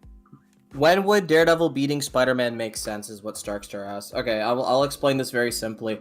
The only times Daredevil should legitimately beat Spider-Man in a fight is if Spider-Man is either emotionally erratic, so he's not thinking straight, or like Spider-Man doesn't want to win the fight and is holding back significantly, or just very simply Spider-Man's like under mind control and isn't able to use his intellect. Because yeah, I will be fair. I think if like Spider-Man like didn't have his his competency, Daredevil could beat him up. The problem is like Spider-Man should be competent enough. You don't need to even be like the most skilled fighter on the planet. He just needs to just know the basics of winning a fight, and Daredevil would be screwed. That's the problem. Yeah. This Spider-Man was trying to stop him. He was trying his best. He was trying Yeah. everything except killing him to like stop him from getting away. In order for So Daredevil him to beat losing to Spider-Man, Daredevil is basically, unacceptable. Spider-Man would need to collect debuffs like fucking Pokemon cards. Or It would be like in a video Daredevil game needs where some it's kind like of prep. poison, slowed, less damage dealt, more damage taken. Fucking, you can't use this ability. You're weaker to cold. You just need to have so many debuffs. Yeah, Um, like literally he would need some significant prep or something. Like I remember in one of the comics he tried to beat Spider-Man by using like a nerve toxin to like weaken him, and even then like he still lost the fight. As opposed It should be a to- pain in the ass to beat him if you're Daredevil. It should be that's like another problem. It's not that he just beats Spider-Man. That's the problem. I can see Daredevil possibly winning under certain circumstances, fine. The problem is how easily he did it. He nonchalantly beat him. Like Well, it wasn't a problem. Well, he just threw a baton at the back of his head when he has protection in his suit. Like he has armor. on. Daredevil's like not taking him seriously. Daredevil thinks he's a joke. Like he can't keep up at all. That's how disrespectful it is. If it's like it's a long drawn out fight, it's really hard, and like Spider-Man's holding back or weakened or something, and Daredevil barely beats him. He's like, "Oh, I just did it. I just knocked him out. Fuck, I almost died or something." Fine, but he didn't do that. He just kind of like he threw him around like he was a common thug. Yeah. But yeah, It's the just way they handled it. just to cap this all off, I think that like that covers just about everything for this episode. I think it's 3. It's a 3 at most. Yeah, this one sucks. Episode 7 is a disaster. Notice how nothing really happened besides Daredevil beating up Spider-Man? Yeah. It was So- just more mystery box. It was more mystery boxes. Like, what is Daredevil doing here? You won't know. What does Exactly. Daredevil want? You don't know. What That's did he a- get from Oscorp? You don't know. That's We just don't- we Jamie don't see him, Keys. We literally don't see him again until the final episode. So It's so boring. It's literally you sit there, watch Peter be boring with his boring friends, then he fights Daredevil where where Spider-Man's disrespected for the 14th fucking time, and then the episode Yeah. basically just ends. Yeah. That was lame. What a boring episode.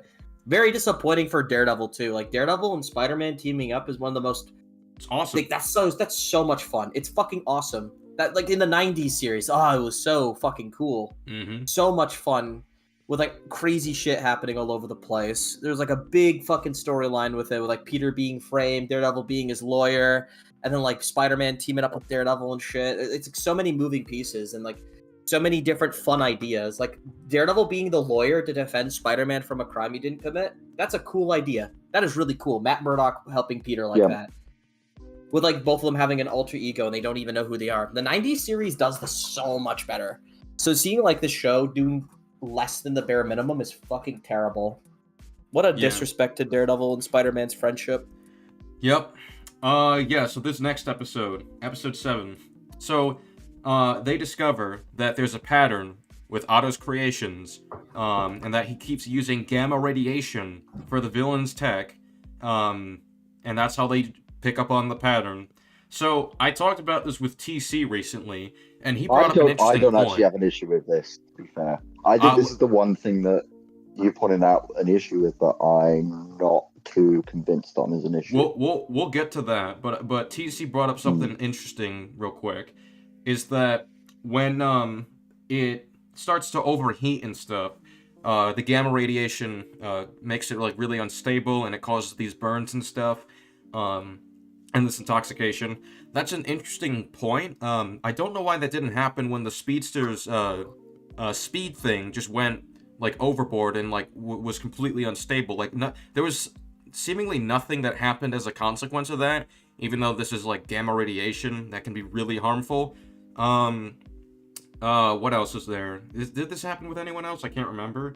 I think that's the only instance where it like really went unstable and out of control. But I thought it was weird that it only really happens with Scorpion, but not with the speedster guy. Was he using gamma on every single Yes, equipment, or was it just all Scorpion? of them. They even have a visual where like they show gamma detected and they show like the villains on the monitor thing they're using. Yeah.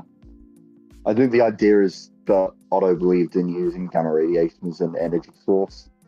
Yeah, for his equipment, and that's how they can have so much power in these little devices. Is because of understand gamma that. radiation. I understand that.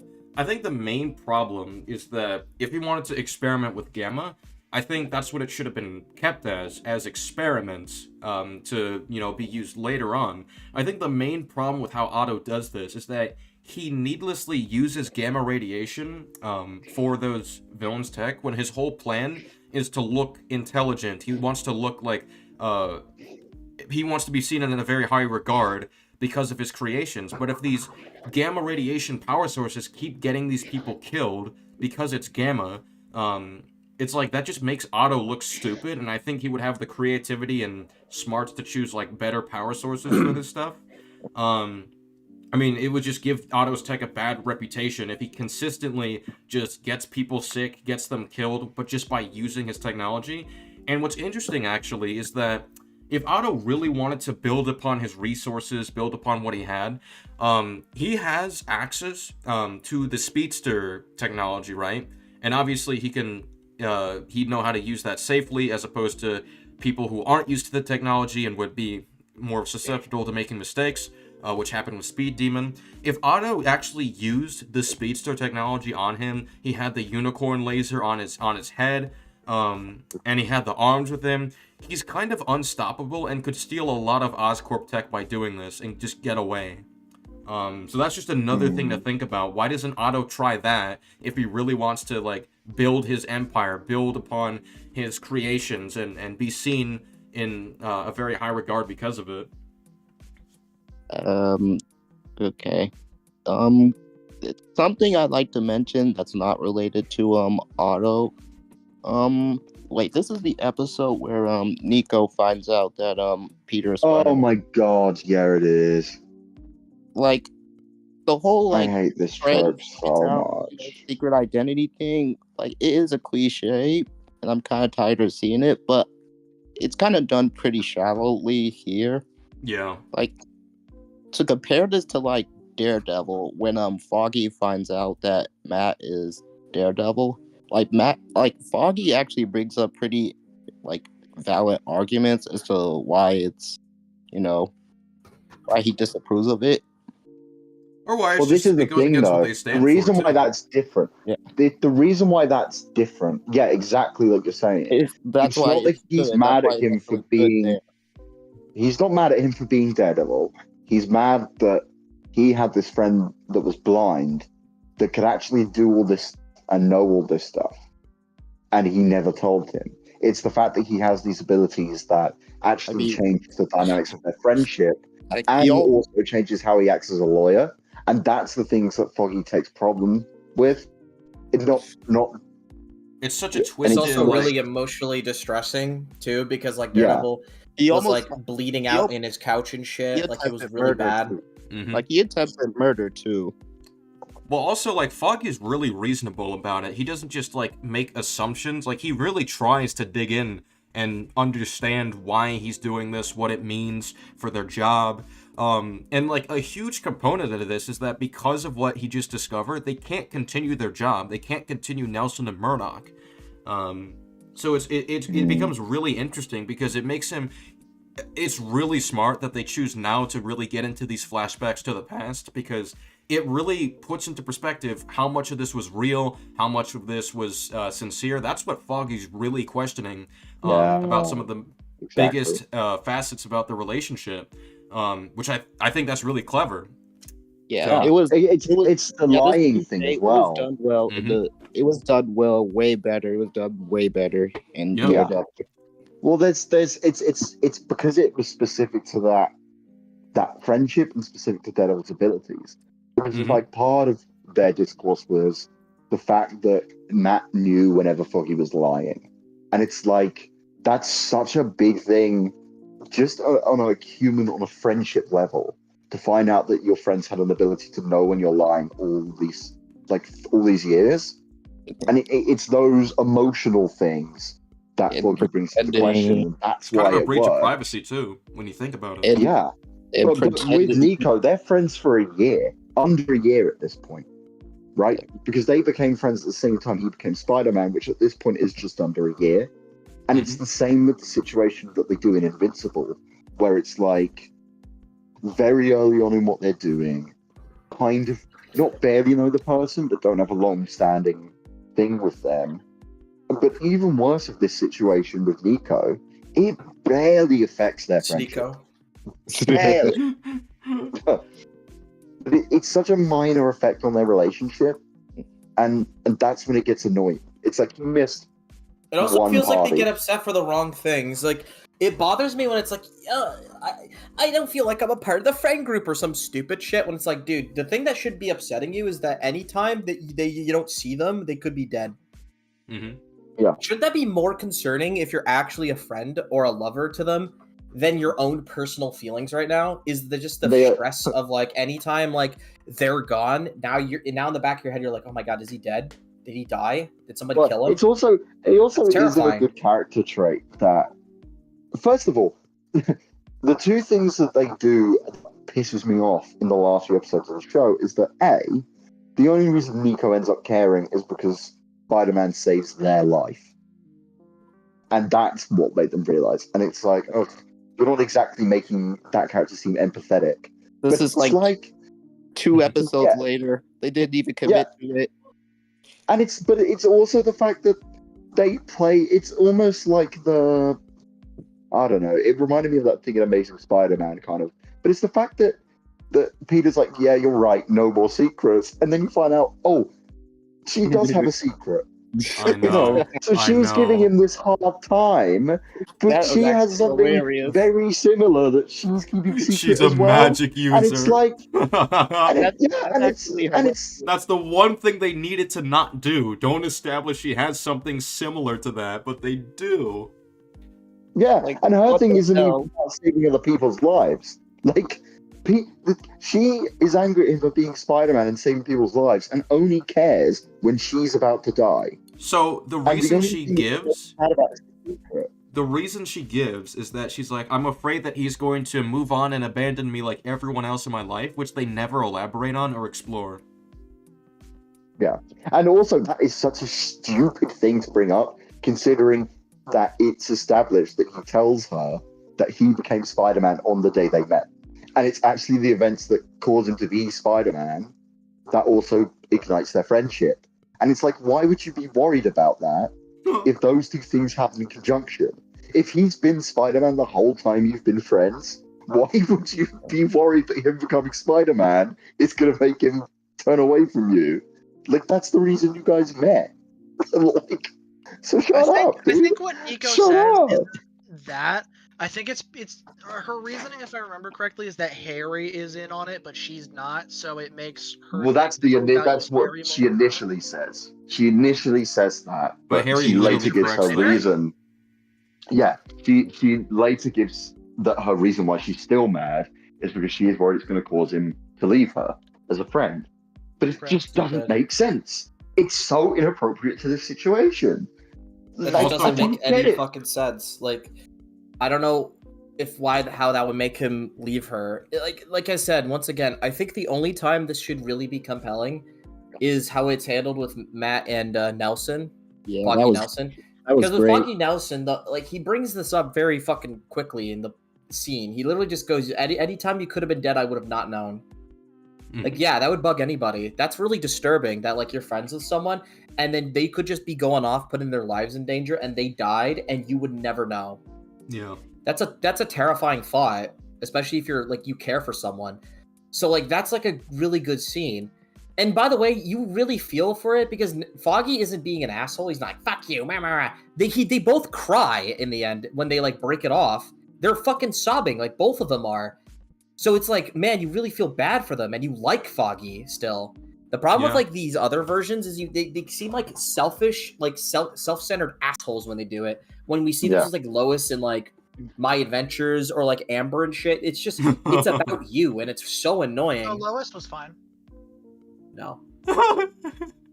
Lois was remember, no, I think I didn't see the episode. Your feminism brain's taken over, so I didn't see think the you should episode continue. after the one where she found out, but from what I heard, Lois is fine because it's a character flaw where she just doesn't like anyone lying to her at all because of her dad. It's like a Yeah, bad. but the show doesn't criticize her for acting that way. She's in the right for it. It doesn't. Oh fuck off. No, Superman is the one who has to admit his character flaw in the end. She doesn't admit anything. That's so balls. Yeah. Well, yeah. Dog It's, shit. Also, Matt basically admits that he wanted to kill Fisk. Yeah. That too. mm-hmm. Just Yeah, there's a lot jury more layers. executioner. Yep. But Yeah, it's such a compelling scene because like Foggy's a great character, unlike Right. fucking Sneeko, who's just a boring blank slate until fucking that scene where she just bitches about things not being about her. It's really annoying. Magic. She's wizard now. Yeah, but no, she has magic, but she doesn't tell Peter that. It's so good. It's What so great ridiculous. writing. She was like such a nothing character for most of the season, and then she just does that where she just comes off kind of selfish. And then they just kind of move on, and you're like, whatever, man. And I they don't never care. touch on her abandonment issues, which is Yeah, funny she's just not a because character. if we want to make a comparison, they actually do touch upon this in Spectacular with Eddie Brock. Now they don't get like that much detailed into like how he feels abandoned, but it at least recontextualizes when he says, you know, we've always been alone until now. It kind of recontextualizes what we saw earlier on, and it tells us that the whole bro thing, it's kind of not really sincere with them. Eddie is just he's very self-serving. He's not actually trying to be that bigger brother for Peter. He's really just doing this for himself, so he feels good about it. So he gets the credit for that, and he can always use that if Peter just pisses him off, whatever slight way he does in the future, he can kind of just mention that. Yeah, I was always his bro when he really wasn't. Yeah, he's just doing this for himself. Yeah, we've gone. I think this is enough to just say that Nico's just not a good character in the show. She's very flat as a character. They barely explore any of the things that they try to set up. It's the meme. Set up, but there's no payoff. That's what it's a larger issue in the show. Yeah, So- what even like how exactly did it go down with her abandonment issues? Like we never even get that conversation. Exactly, as because far there's as I no remember. exploration. Because this is not a character with actual layers. It's just This is- a That's flat like another character. problem I've noticed with the show. The show feels like it wants to tell you the characterization instead of actually show you. It's the whole show don't tell kind of mentality, It is. like being ignored, because it's like Doc Ock's depth doesn't come from any interesting scene. It's just Norman Osborn going, so Dr. Octopus is very arrogant. His backstory is this. He has a narcissistic personality and blah, blah, blah, blah, blah, blah, blah, blah, blah. And that's how you get Doc Ock's character. It's boring. That's not an interesting way of actually like developing Otto's character. Compare that to Spectacular, where we like see like scenes happening where it's like I don't want weak men in my organization, Otto. Can't have And then, like, men.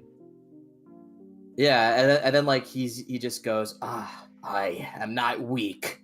Silence, you insipid moron! Mhm. And like becomes Doc Ock. Like you understand that because throughout the season before Doc Ock happens, he gets belittled and mistreated like throughout the entire season.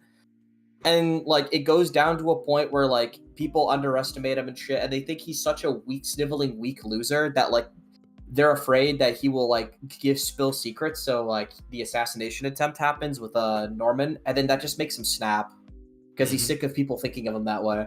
So he just turns into Doc Ock. You don't need anyone explaining that to you. The show doesn't explain that. You're supposed to learn that yourself. You're supposed to use your own brain. Yep. And like that's how the character's interesting. It's like, what's Otto's motivation? What's his worldview? You got to actually pay attention to Doc Ock in the show. You can't just fucking have a character go, well, you see, Dr. Octopus, he was sick of people making him feel weak and blah, blah, blah, blah, blah. Which They is do what that. this show does. They literally just have exposit what spoon-feed his it. whole character. from Everything Norman. is spoon-fed. Like Sneeko's motivation and storyline and character depth, it's not like shown, it's explained. It's just Sneeko going, I've been abandoned before. Keemstar made me cry has before. abandonment issues. Yeah, Keemstar made me cry before, and it gave me abandonment issues. And blah blah blah. the character writing is so fucking amateur. It's so bad. Like, I think it would have been better for her character if we saw her father say, "I'm not your father. I don't give a fuck about you."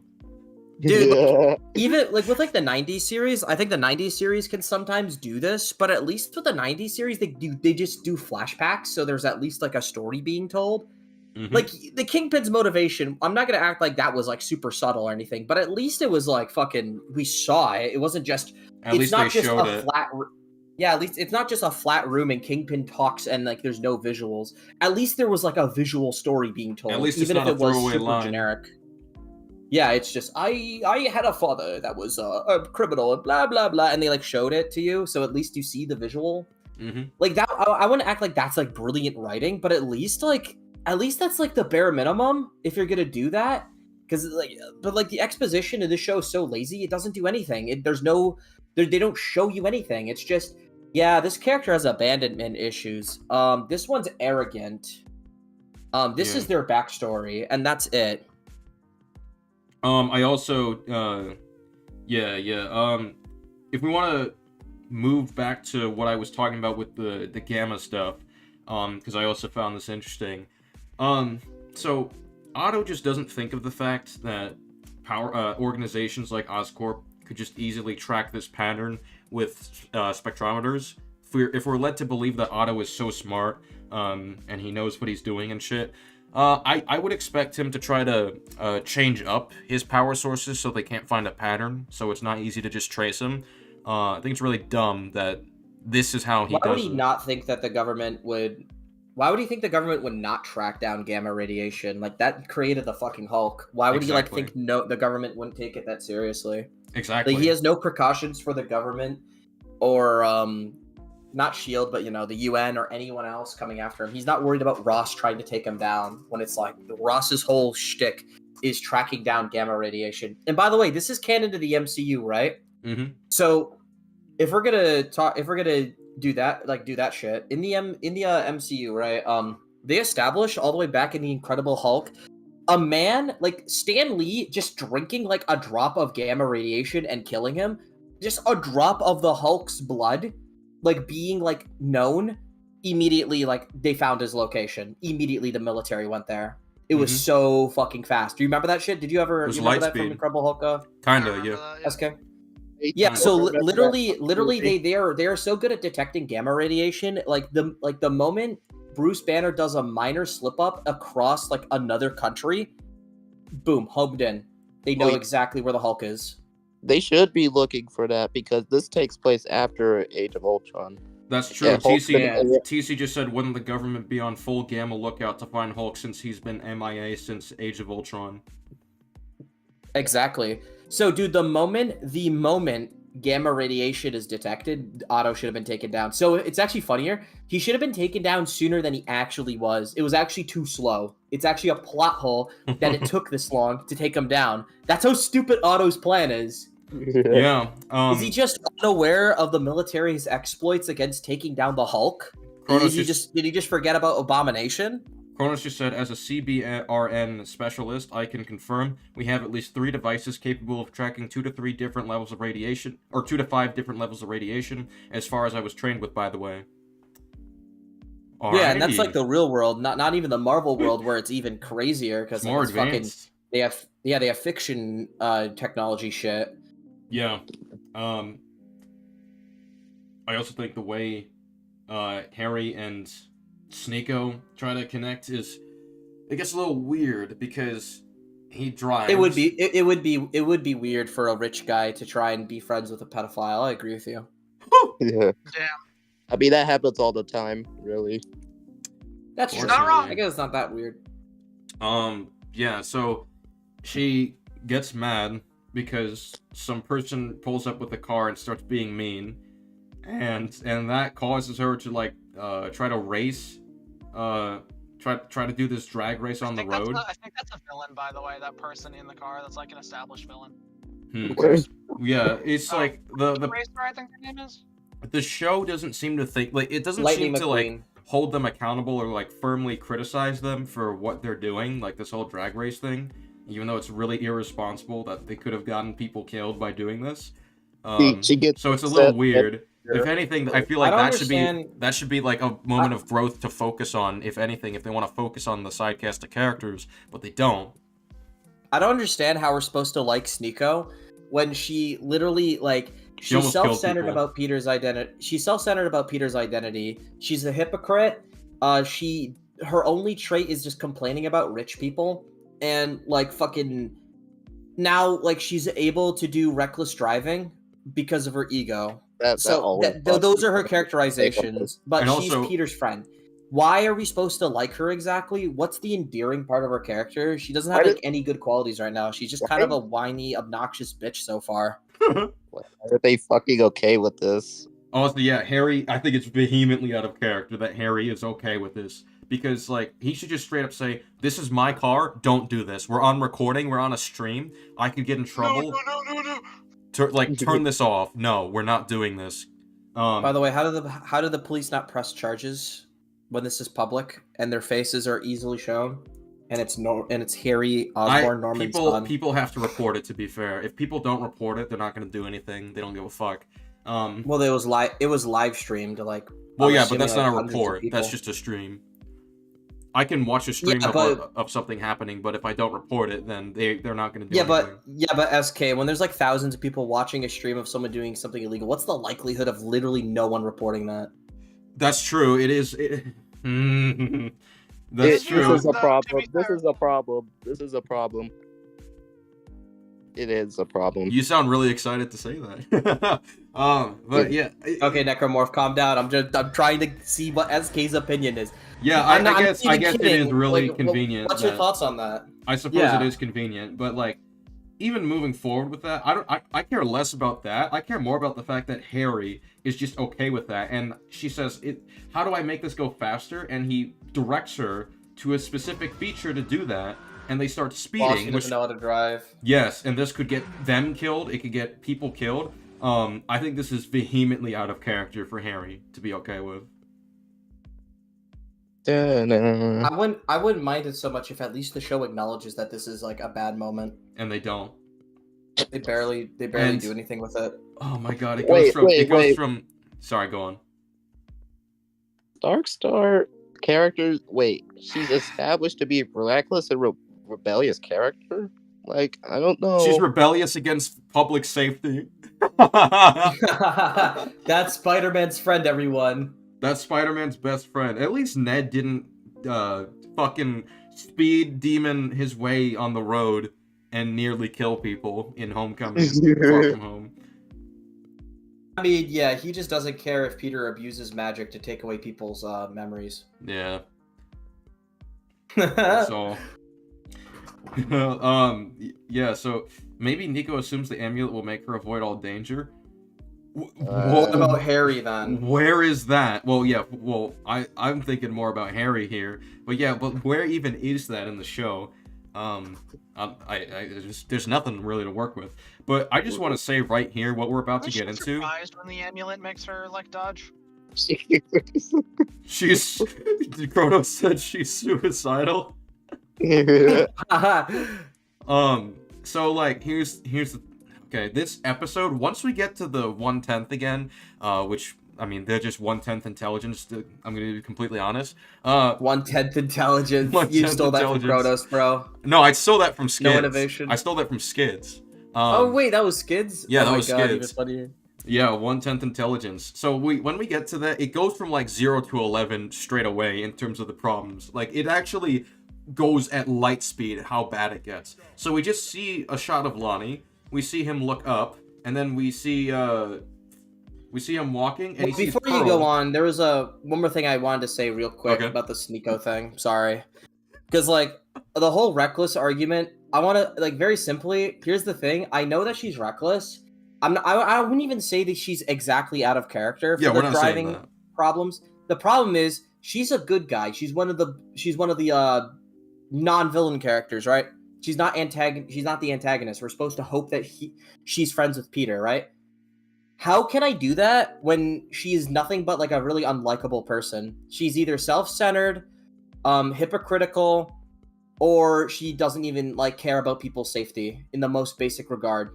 Absolutely. What's up, TC? Saw you wanted to Hi. join, so. Yeah, I have a lot of thoughts on this show.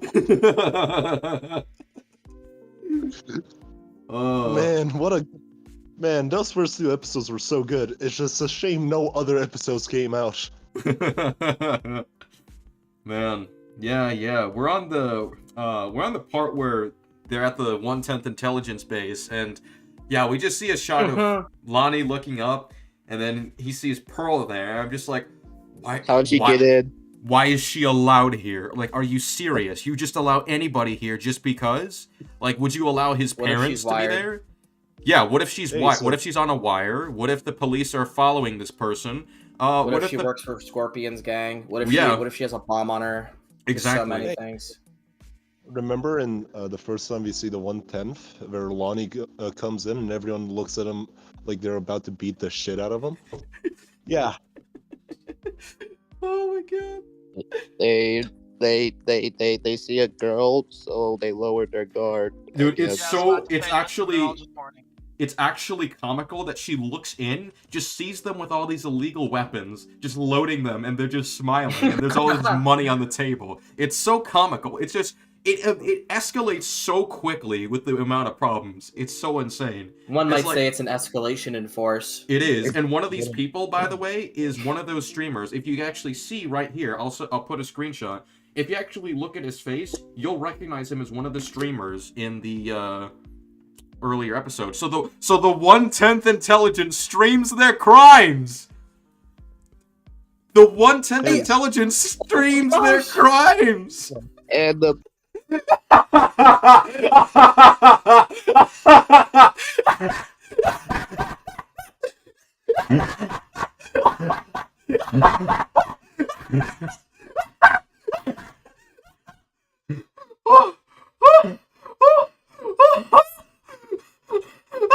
I broke the audio. I'm laughing at this. Hold up.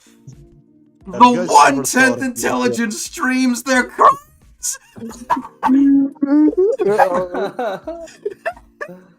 Thomas. Oh my god. Criminal gang ever.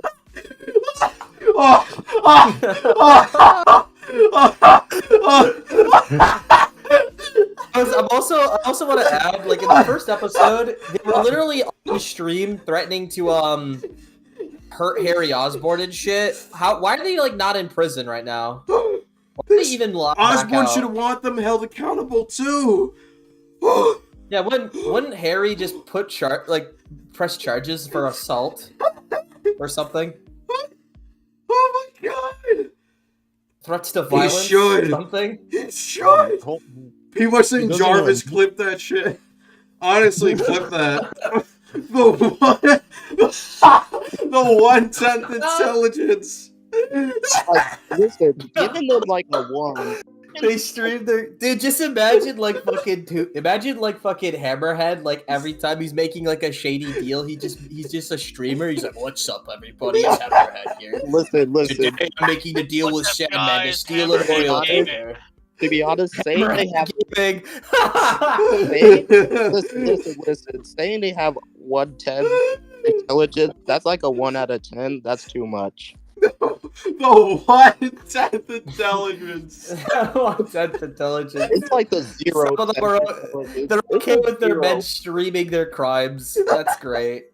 It's the 0/10 intelligence. 0/10 intelligence. I find it fucking. I'm gonna remove the copyright thing for now, just because I'm losing my mind right now. So, all right, filters, remove that. Just look at this right here. The streamer doesn't care if he's seen. This well-known streamer with all of these viewers, he's winking at the potential witness. You gotta send me an image. You gotta send me that image so I can show my stream. I did. He's winking. It's not showing up. The image not showing up. That's okay. I sent it in the chat. Oh.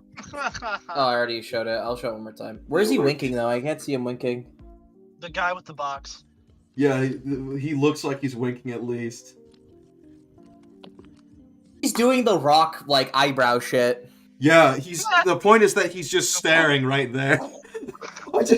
I can't believe this right here. What I'm seeing. Yeah, They one with have the a box, streamer. They have a live streamer in the 1/10 Intelligence gang, and they stream his crimes for everyone to see. Listen, man, modern times require modern solutions. You gotta get new ways to attract new gang members. And like, yeah, we see additional... we need the fellow TikTokers to be a part of our gang. Dude, in my video, I have to clip this part where I'm just dying laughing like a psychopath. Like... The Colin intelligence. The Colin intelligence. I mean, look at this. Literally, they're showing off all these illegal firearms right here. The forehead intelligence. And she's going crazy about this. Like, my God. I actually can't believe what I just saw there. Like, you just have it. You have the guy standing right next to dumbass Donovan. The streamer, the well-known criminal streamer, standing next to dumbass Donovan. It's so dumb. Look at this shit. He's hanging out with a fucking streamer who streams his crimes. That's exactly, like TC. level of intelligence, bro. They assaulted a celebrity and streamed it. Fucking morons. 1/10 intelligence. 1/10 intelligence is such a fitting name. Holy shit.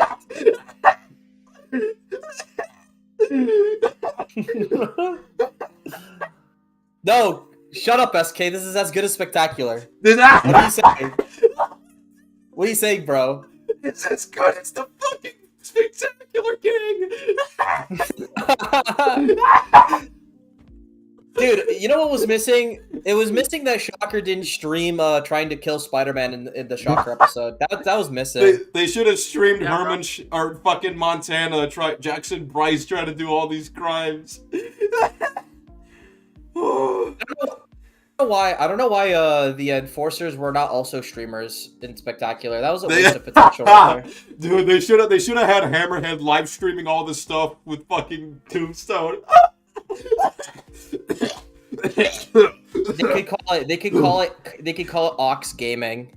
Ox Gaming. Ox Gaming. Oh, they should have had Flint and Marco and O'Hearn just live stream their fucking robberies while they assault Norman Osborn. While we talk about the big man. That's need to know only. like he's just like streaming and in chat people like, yo Marco, who's the big man? You said his name before. It's like, that's need to know only. It was Keemstar, the greatest YouTuber of all time, who was streaming their crimes. Also, it's not OOC for Harry to be excited about a drag race. He hangs out with a dangerous superhero. That is not comparable. Spider-Man doesn't enrich people's lives with fucking car races, Darkstar. That's not the same at all. Also, Harry is very much against the idea at first. Yeah, that too. Like, he didn't want to fucking race.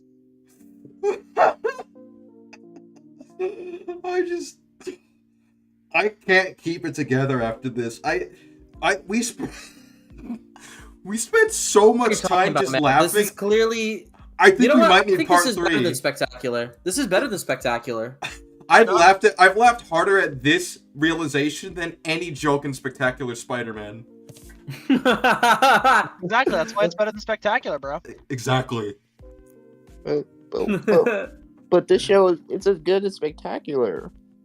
Dude, listen, every time Spider-Man content isn't getting bad. You guys are just mean. Did you guys know Mary Jane has Sable training, so that's why she can react to lightning now? I don't give a fuck Exactly. if I see people saying this show is as good as or comparable or better, whatever, than Spectacular. All I'm gonna fucking say is the 1/10 intelligence and start laughing. That's all I'm gonna do. 1/10 intelligence. I don't know what you're talking about. Bro. I would have loved to see Rhino streaming his crimes against J. Jonah Jameson. How's it going there, guys? It's the Rhino here. Today I'm gonna try and assault a Oh little my- child named Peter Parker to kill Spider-Man. Kyle just said, "Hey guys, Vulture from Spider-Man Homecoming live streamed himself stealing from Damage Control." I said under the radar. Under the radar. Wait, what do you mean you live streamed it? I said under the radar. Imagine the dumb shocker at Homecoming live streamed it shooting out of the open. The dumb shocker is smarter than the 1/10 intelligence. Listen, guys. Mysterio's smarter than the 1/10 intelligence. He doesn't live stream the illusion tech. SK, Mysterio be like, all those live streams will be forgotten.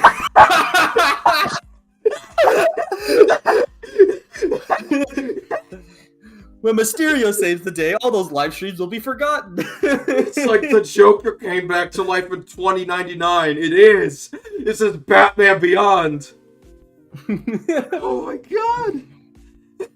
Alright, let's try to compose ourselves and let's try to be serious about the problems in this show. With the next live stream where I try to kill Batman.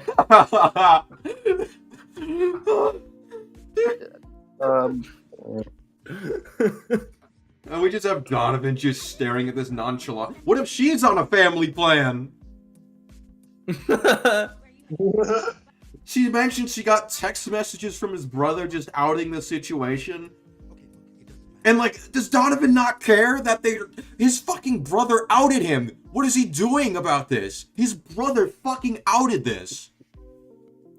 Dude, they'll just stream themselves assaulting his little brother to teach him a lesson. Exactly. They know what they're doing. The 1/10 intelligence. Just send a message to everyone in New York. I said under the radar, Donovan. Under the radar. God damn it. The 1/10 intelligence. You're firing it out in the open and you're streaming about it. You're fucking streaming about it. They should have just had Mysterio live stream showing that the elementals are just illusions. Otto should have live streamed himself He just does releasing like the a live devil's breath. stream like tutorial about how to build Like, how illusion many- robots. How many views? How many views? Like 10 million? Wait, Comic Legend. They should have live streamed the Martin Lee experiment at Oscorp and PS4. Exactly, bro. Norman Osborn just So much live money. streams the experiment. It's just a live stream. The 1/10 intelligence.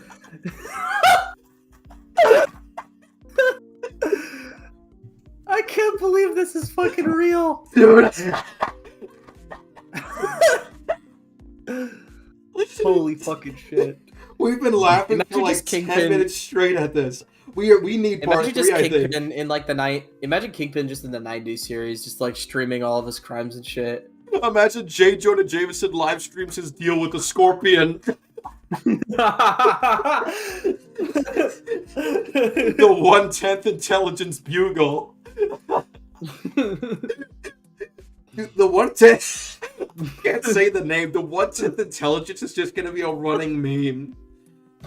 The 1/10 intelligence. More like, no, it's the 0. It's like the negative intelligence. The 1/10 intelligence. What a shitty organization.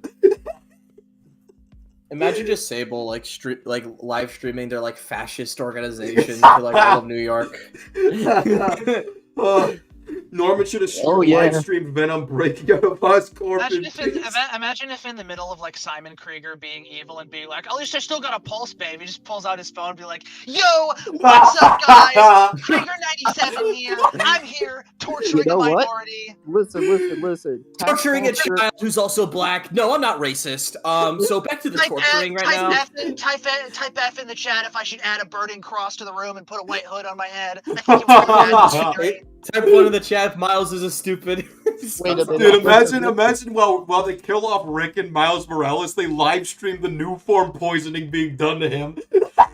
Listen, wait. The 1/10 intelligence. Taskmaster should have recorded those mercenaries like holding people captive.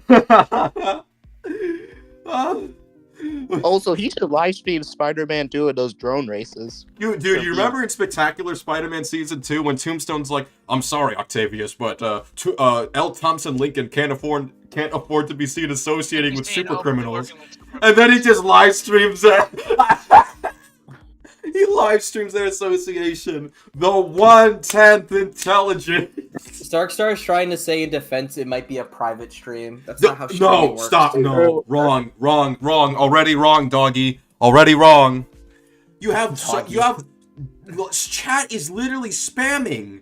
The chat is moving faster than our chat right now. Like, what? They're more popular than us, and they're fucking attacking Harry Osborn in public with a live stream.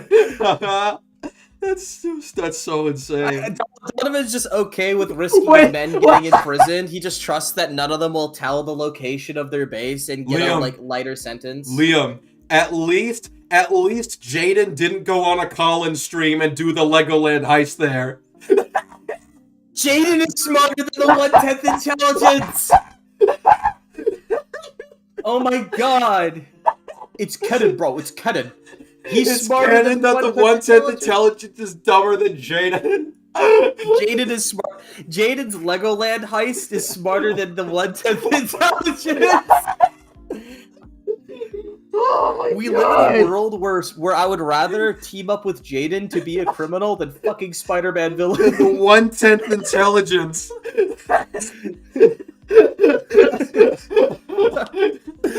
How have they not been caught already? That's my question. Because the 1/10 intelligence is so not under the radar. Guys, private and streaming aren't complete opposites of one another. Matt Hodgson said Homelander should have live streamed himself forcing the girl to commit suicide. The Homelander intelligence. Bro, fucking Vought live. fucking Storm Lady, what's her name? Stormfront? Stormfront, yeah, Stormfront should have live streamed herself being racist to that Asian guy.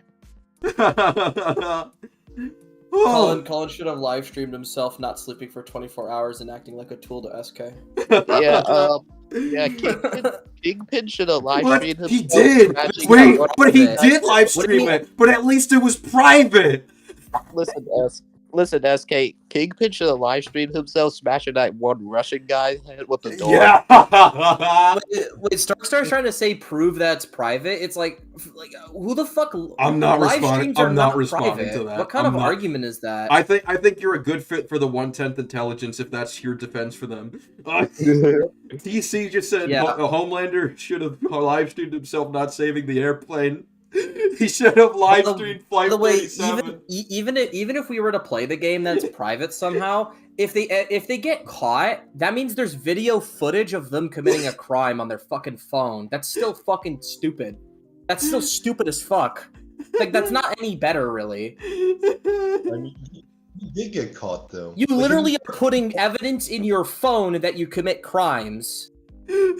That's how live streams work. When the live stream ends, usually, like, it gets saved into something, Anyone right? can So you record can a stream. obtain it. Yeah, that too. That literally happens with Keemstar.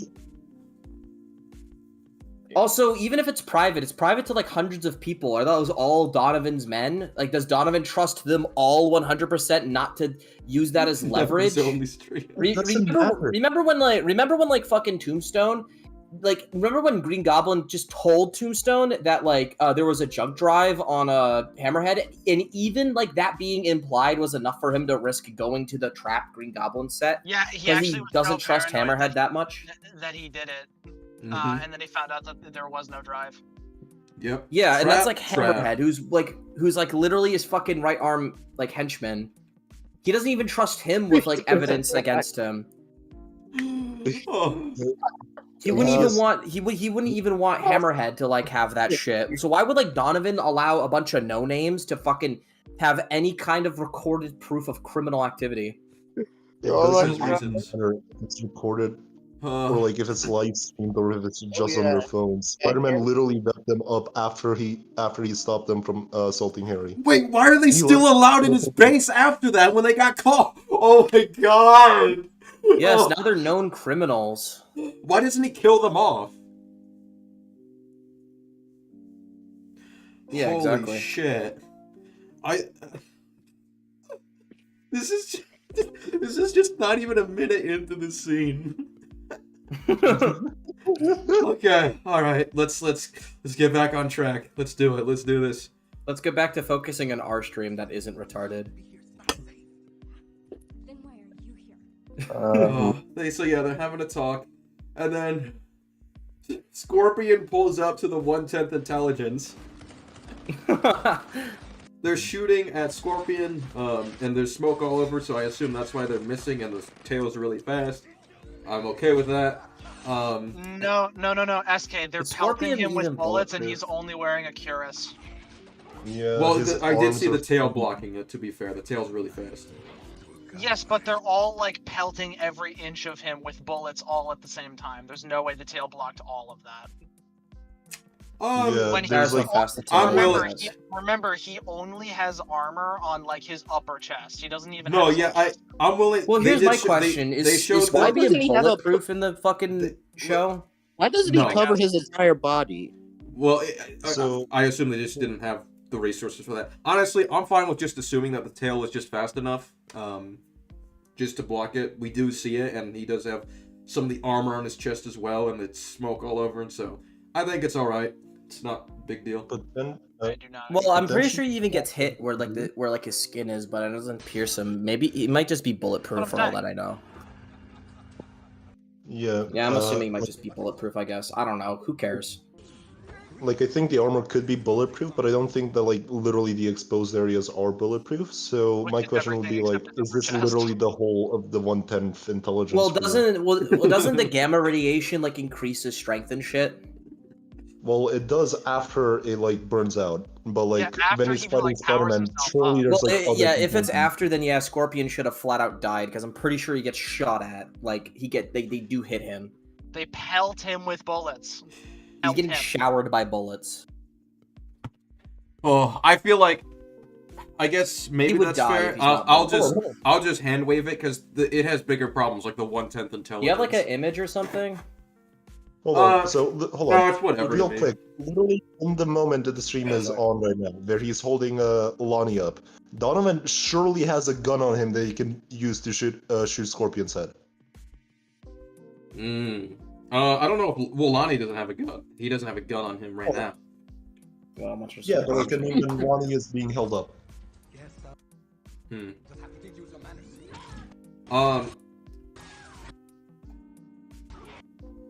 Well, he does. They still have guns, and they try to aim it afterwards. So that implies they still have bullets on them. He shows up and his head is exposed, so I think they should be like trying to shoot at least.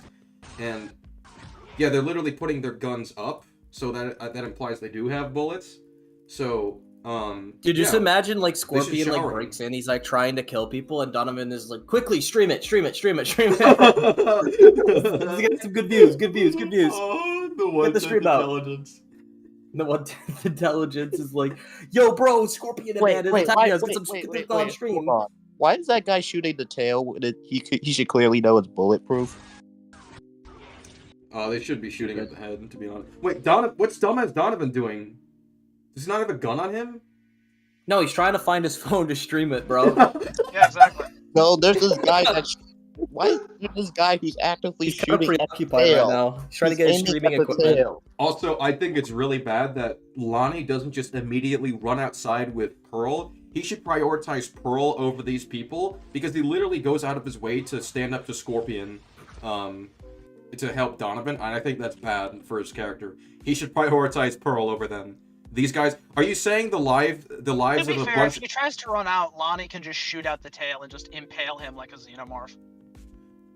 well, no. What I mean is that Lonnie I'll be would right take back. Pearl out of there while Scorpion's distracted.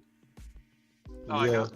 But yeah, like, I'm just thinking right now, you really think Lonnie should be like, you're saying the lives of a bunch of scumbag gangsters are more important than Pearl? Like, he should think that right now, because he should prioritize her safety. These guys are scumbags. They brought this upon themselves. Da-na-na-na. So, like, yeah, I think it's really silly that Lonnie just doesn't secure Pearl's safety, but just tries to jump in himself to go after Scorpion. But yeah, Spider-Man shows up, and there's quite a bit of problems with this fight as well. What I find really silly is that Spider-Man's struggling. Oh yeah, he literally does. Oh my god, he uses the environment against Scorpion right there, and then later on he needs to be told by Norman to use the environment against Scorpion. I'm like, okay, even though he's Peter Parker's not intelligent, bro. That's never been a character trait. he's literally used He the forgot. environment in his first action scene against those dumbass streamers, part of the 1/10 intelligence. No. Liam,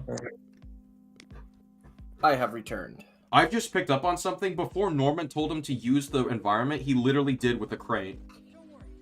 Yeah, it's really weird that Peter doesn't know how to use his environment out of nowhere in a random scene. He should be doing that a lot more often in this show. Mm-hmm. Yes, Kronos, are you going to be available at any point today for the strange stuff? Oh, he has to be here for episode 10. Because if he's in Come transit, on. it's fine. I'm fine with doing a part 3. The 1/10 intelligence thing took up so much time of just us laughing, so I can understand that. Wait, are we just still doing disagreement day for this? We'll do it once we're done covering, I think. Yeah, probably best. A little bit off topic. Do you know who Tweaking Shadow is? That's a Arachnid Youth Defender, like a vehement one. He's really disingenuous and shitty. Oh, Yeah. okay. Yeah, they're trying to bring up the Southpaw thing now in League Entertainment. Which Oh might my really sad. god. Yeah. No. Yeah, they've been lying about what TK was saying. So Peter gets hit. There we go, back to normal. Has to be told to use the environment, which is really silly. He's done this many times beforehand. He webs him in the face, which is good, of course. He's taking them down. Alright, so he webs them up, he ties them all up, then the gamma amp thing happens to Scorpion, so he's breaking out of the web. Peter literally sits there doing nothing for like a ton, I don't even know, like at least like 10 to 30 seconds or something, instead of punching Scorpion or anything. Mm-hmm. He just lets him get free, and then like the fight continues. He has no webbing, and he's like not trying to hit Scorpion or anything like that. He's just dodging constantly. And then like fucking Scorpion grabs like an object, pulls it down, and instead of dodging it, he fucking catches the object. Yeah, the girder. And then like for at least like fucking 10 seconds straight, he just stays still when Scorpion comes in and stabs him with his tail. Before we continue, I want to bring up Colin's defense of it, because Colin is such a brain-dead moron, I have to make fun of this. I was gonna bring it up to keep it vague, but alright. He was literally said, for a defense, that fucking, well, Scorpion scales to Spider-Man, so if he pulls down the girder, it'll be as fast as Spider-Man, which is a brain-dead response, because number one, he still reacted to it to catch it. Moving to the left like once or twice isn't as like requiring more speed to get away from it automatically if you could just catch it. Number two, even if you can't dodge it, if you catch it and then drop it and jump away, Scorpion would not be able to stab you. Sorry, is he really dying on the hill that the guy who can dodge bullets, dodge lasers, can't dodge a thing falling? No, apparently ever since Scorpion touched it, it's magically faster than bullets when it falls down, because that's how physics works now. Okay. I mean, he's literally Honestly, taking the time to focus on kind of holding glad it we there. disassociated with him, because, like, you know, we actually stand by principles and real criticisms, not fucking dumb shit like that. Well, I mean, he's the same guy that defended Shocker beating Peter as much as he does in Homecoming by headcanoning in that Shocker's gauntlet gives him The fucking gauntlet super makes you speed. move. Light speed gauntlet. Like, that's the dumbest thing I've ever this- heard in defense of that. Even people who think the movie's good are like, what the fuck, that's silly. But Hold on, SK, he is the I same have a guy. defense for the in fairness, what if Shocker had Sable training for 1 month? Listen, Hold on, Colin is hold on, the I same genuinely guy have a who defense for the pillar thing. Hold on. What if Spider-Man knew that people were live streaming and he wanted to aura form? Colin is the same guy who thinks seizures are not lethal. So Oh well, I mean, he's the same guy that explains morally reprehensible behavior by saying, "Well, I was sleep deprived for 24 hours, so yeah." Fucking Listen, dumbass. I drank too much alcohol, which is why I'm allowed to commit aggravated assault. Hey, Colin, what if the guy who left the game because someone made fun of the genocide of their people, what if that person was sleep deprived? Is it cool now?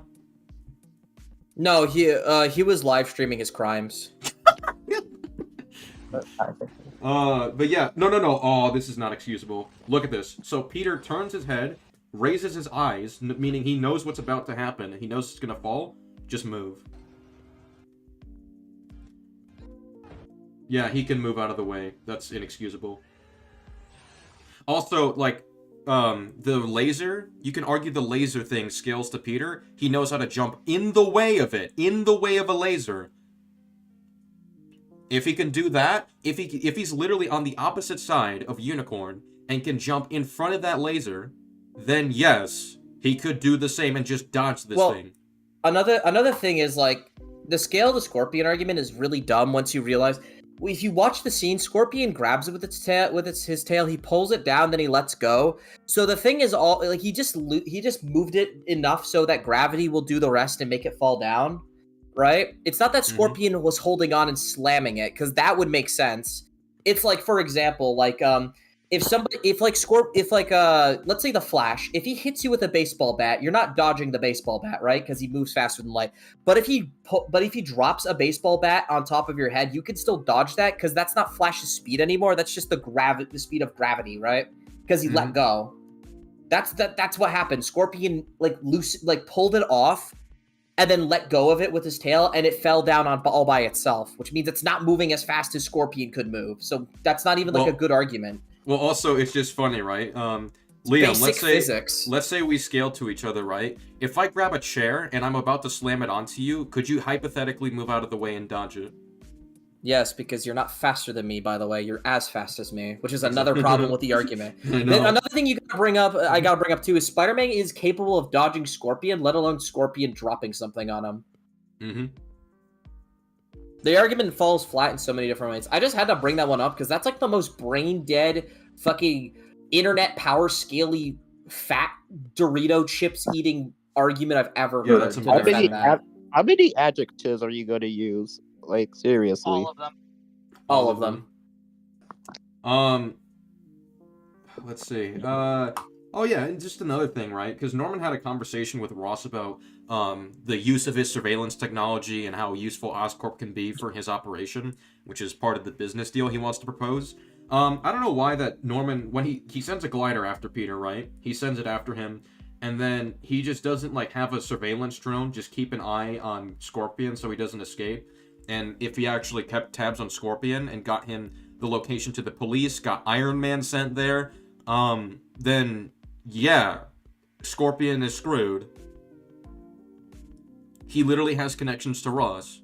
So why doesn't he have Ross send Iron Man over to Scorpion when that would make Oscorp look really good and effective? That's a good point too, because the Sokovia Accords is because superhero villain battles like cause a lot of damage. Wouldn't it look good if the Accords upholds like limiting casualties? Because it is not just about the Avengers specifically, because they were involved in the arrest of Bucky Barnes in the beginning of Civil War. So like, yeah, they would go after Scorpion.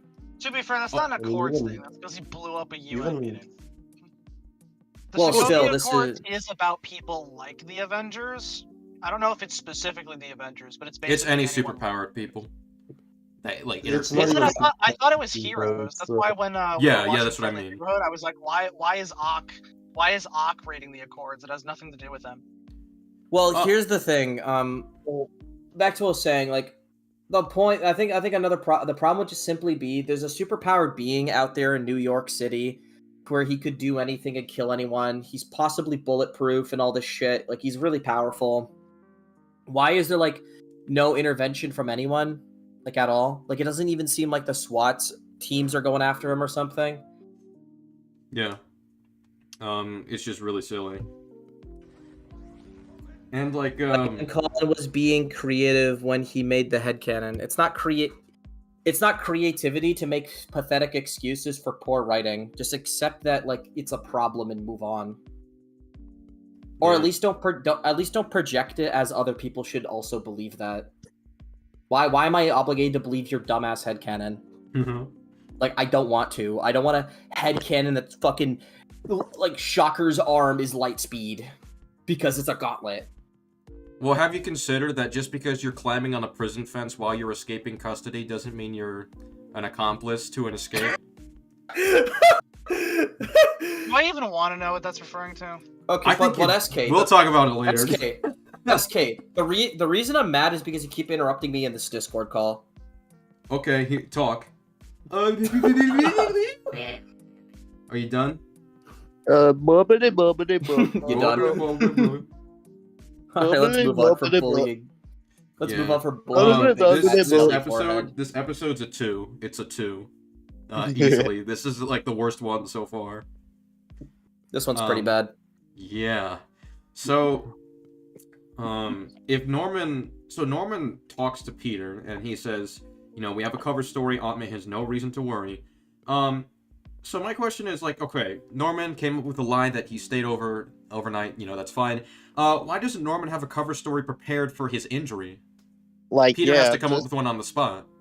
Yeah, just say, oh, he got mugged or something. Yeah. Never thought of that, but that's a good point. That tail is a lot larger than a bloody shiv, Mike. I love how Norman doesn't, like, try to cover up Peter's face when he's, like, on the hospital bed. No, they... well, one, he doesn't really... I don't think he cares. 2, they don't really see anything. So I think it's fine. But he even said, like, the only person that saw him under his mask said it. was... So... There's this line later when May and Peter are talking that kind of bugs me. I mean, I guess this is the most they try to do with Aunt May, but they barely do anything.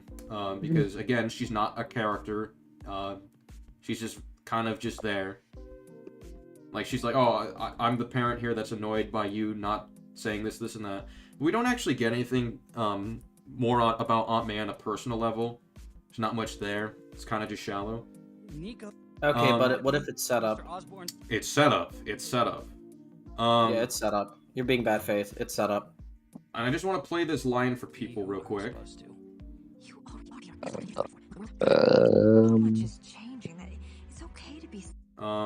up. Scared. That's not a weakness. I was scared too, you know? Would it become just you and me? I mean... if it's like dialogue, I'm not gonna be able to play it. I'm gonna play it and then recount it.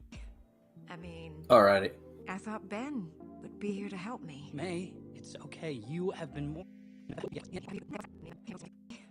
I mean... Scared too, you know?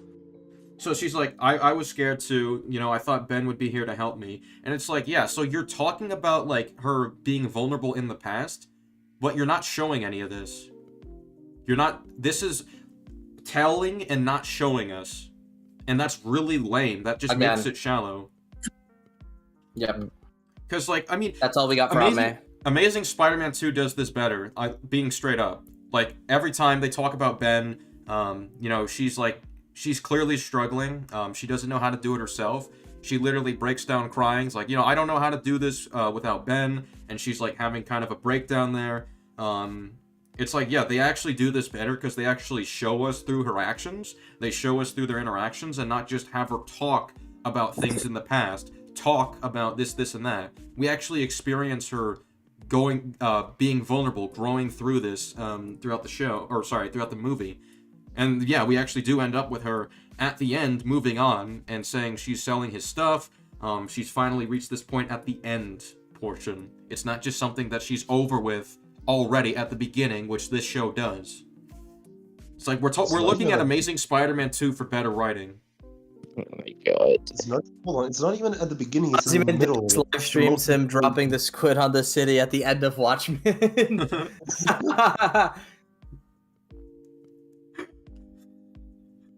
Sorry, TC, were you saying something? Sorry. Yeah, I just wanted to say that it's infuriating that it isn't even at the start, it's in the middle. Like, you could have had so much development between, like, episode 1 and... What episode is this? Like, episode 7 or 8? This is 8 right now. Jesus Christ. And nothing is developed for that? To the point that there is now multiple things that TASM 2 does better than this show. Yeah, and it's well, it's funny because like they do this, right? They try to work with they try to develop Aunt May and TASM 2, but in this show they don't do that. Instead, at the end point, they're just like, oh yeah, Aunt May meets up with Richard Parker. That's what they do. That is so funny. Insane. Dude, I hope the establishment is some goofy shit like Richard killed Mary or Uncle Ben or something. That would be so fucking funny. It would. I'm not even gonna be like, man, I hope they change it so that it's good after. They're not gonna do that, so I just hope it's as fucking funny as possible. Yeah. Let's just make Norman Osborn Venom. How about that? Honestly, yeah. I want to draw attention to a line real quick. They should make Sneeko Venom. From Aunt Sneeko May. should be Venom. Yeah, bro, they set it up because she was the one that the symbiote creature liked. It's set up. That's true. Yeah, the symbiote creature went after her. So yeah, there's the setup. Let me just play this real quick, just so I can recount this. It would choose her over Spider-Man, even though Spider-Man is stronger. All right, let's. Well, pause. listen, Necromorph, if you say that Nico's a woman, so she can Me Too people, so she's automatically more powerful than Spider-Man. Sneeko. Let's let this play for a bit. And I'm here for you, but Once again, I can't hear it. She says, like, growing up. I know Ben could have been your role model. She says, I know Ben could have been your role model, but you just deserve someone like him to talk to. I think the whole, like, Ben could have been your role model thing, that's kind of disrespectful. He doesn't need to be alive to be a role model. So I think that's kind of just like, oh yeah, he doesn't actually matter that much if he's not a role model to Peter. Yep, it's really fucking shit. Yeah. But no, SK, it's not everything has to be one-to-one like the comics, bro. Remember, this is on the level of Spectacular Spider-Man. This is better than Spectacular Spider-Man. Exactly. What people say. I'm gonna check how I am on time and how I am on updates real quick, just so I know. Okay. Don't have a lot of time before we gotta start prepping for dinner. Trust, like you trust me. I guess Donald's. I guess like what I'll end it off with is, okay, so we're 9 minutes in the episode. We'll expand upon this in part 3. Honestly, after that 1/10 intelligence segment that we had, which Reesburner of course already has clipped and has an edit ready that I'm excited to watch. After that, it's like this needs to be like a part 3 thing. We gotta ensure Kronos is available. I don't think Kronos is even available, so there wouldn't be a point to talk about that finale without him, so yeah. Are we at least finished episode, what was it, 7 or some dumb shit? Yeah, we're done with 7. We're just at the beginning of 8. Let's finish 8. I want to finish 8 so we have the last 2 episodes, because those are so bad. Well, I gotta prep, so like I won't be at the computer, so and there's still a lot to talk about with 8, so I think we'll just save it. It's 3 episodes. We can get through that quite a bit when we finish it off. I think I think like the last 3 episodes are like the worst, so it's best to save the. Yeah, honestly, they're gonna be the most meaty to talk about. But yeah, I just think this whole arc that we're about to go on at the end is just a mess, and it's so funny when they fart on the Doc Ock plot, because I gave best faith that If This Be My Destiny was going to be like, oh yeah, well, they're gonna have Doc Ock return, of course, so they're gonna have like something to justify his escape, and he's gonna cement himself as a really formidable villain to Peter, and that's why they're doing If This Be My Destiny at the end. That's what I assumed was gonna happen. But then they're just like, no, actually it has nothing to do with If This Be My Destiny, and it has everything to do with the dumb twist that I'm not gonna reveal because Kronos is still listening. Yeah, So, I don't know why it's called that. It has nothing to do with If This Be My Destiny. It's literally just key jangling. That's all Hey, it is. remember when Spectacular was actually really intelligent with naming schemes because it was like specific areas of science that were related to the episode? Like the lizard one is called natural selection for obvious reasons. Yeah. The If This Be My Destiny adaptation in Spectacular was called Sheer Strength, and I thought that was sick. That was a sick name. That is a really good title for it, especially with the ending payoff. But yeah, I'm gonna end it off here. This has been fun. What do we think of Tuesday? you gonna say? I have work Tuesday. You know what? We'll work out the schedules later. That's gonna take way too long. So, thank you for the 10, Larry. Don't really believe that due to how people on the internet just. Yeah, I suppose. But that's all. Goodbye. Goodbye. Next week, more of the 1/10 intelligence. See you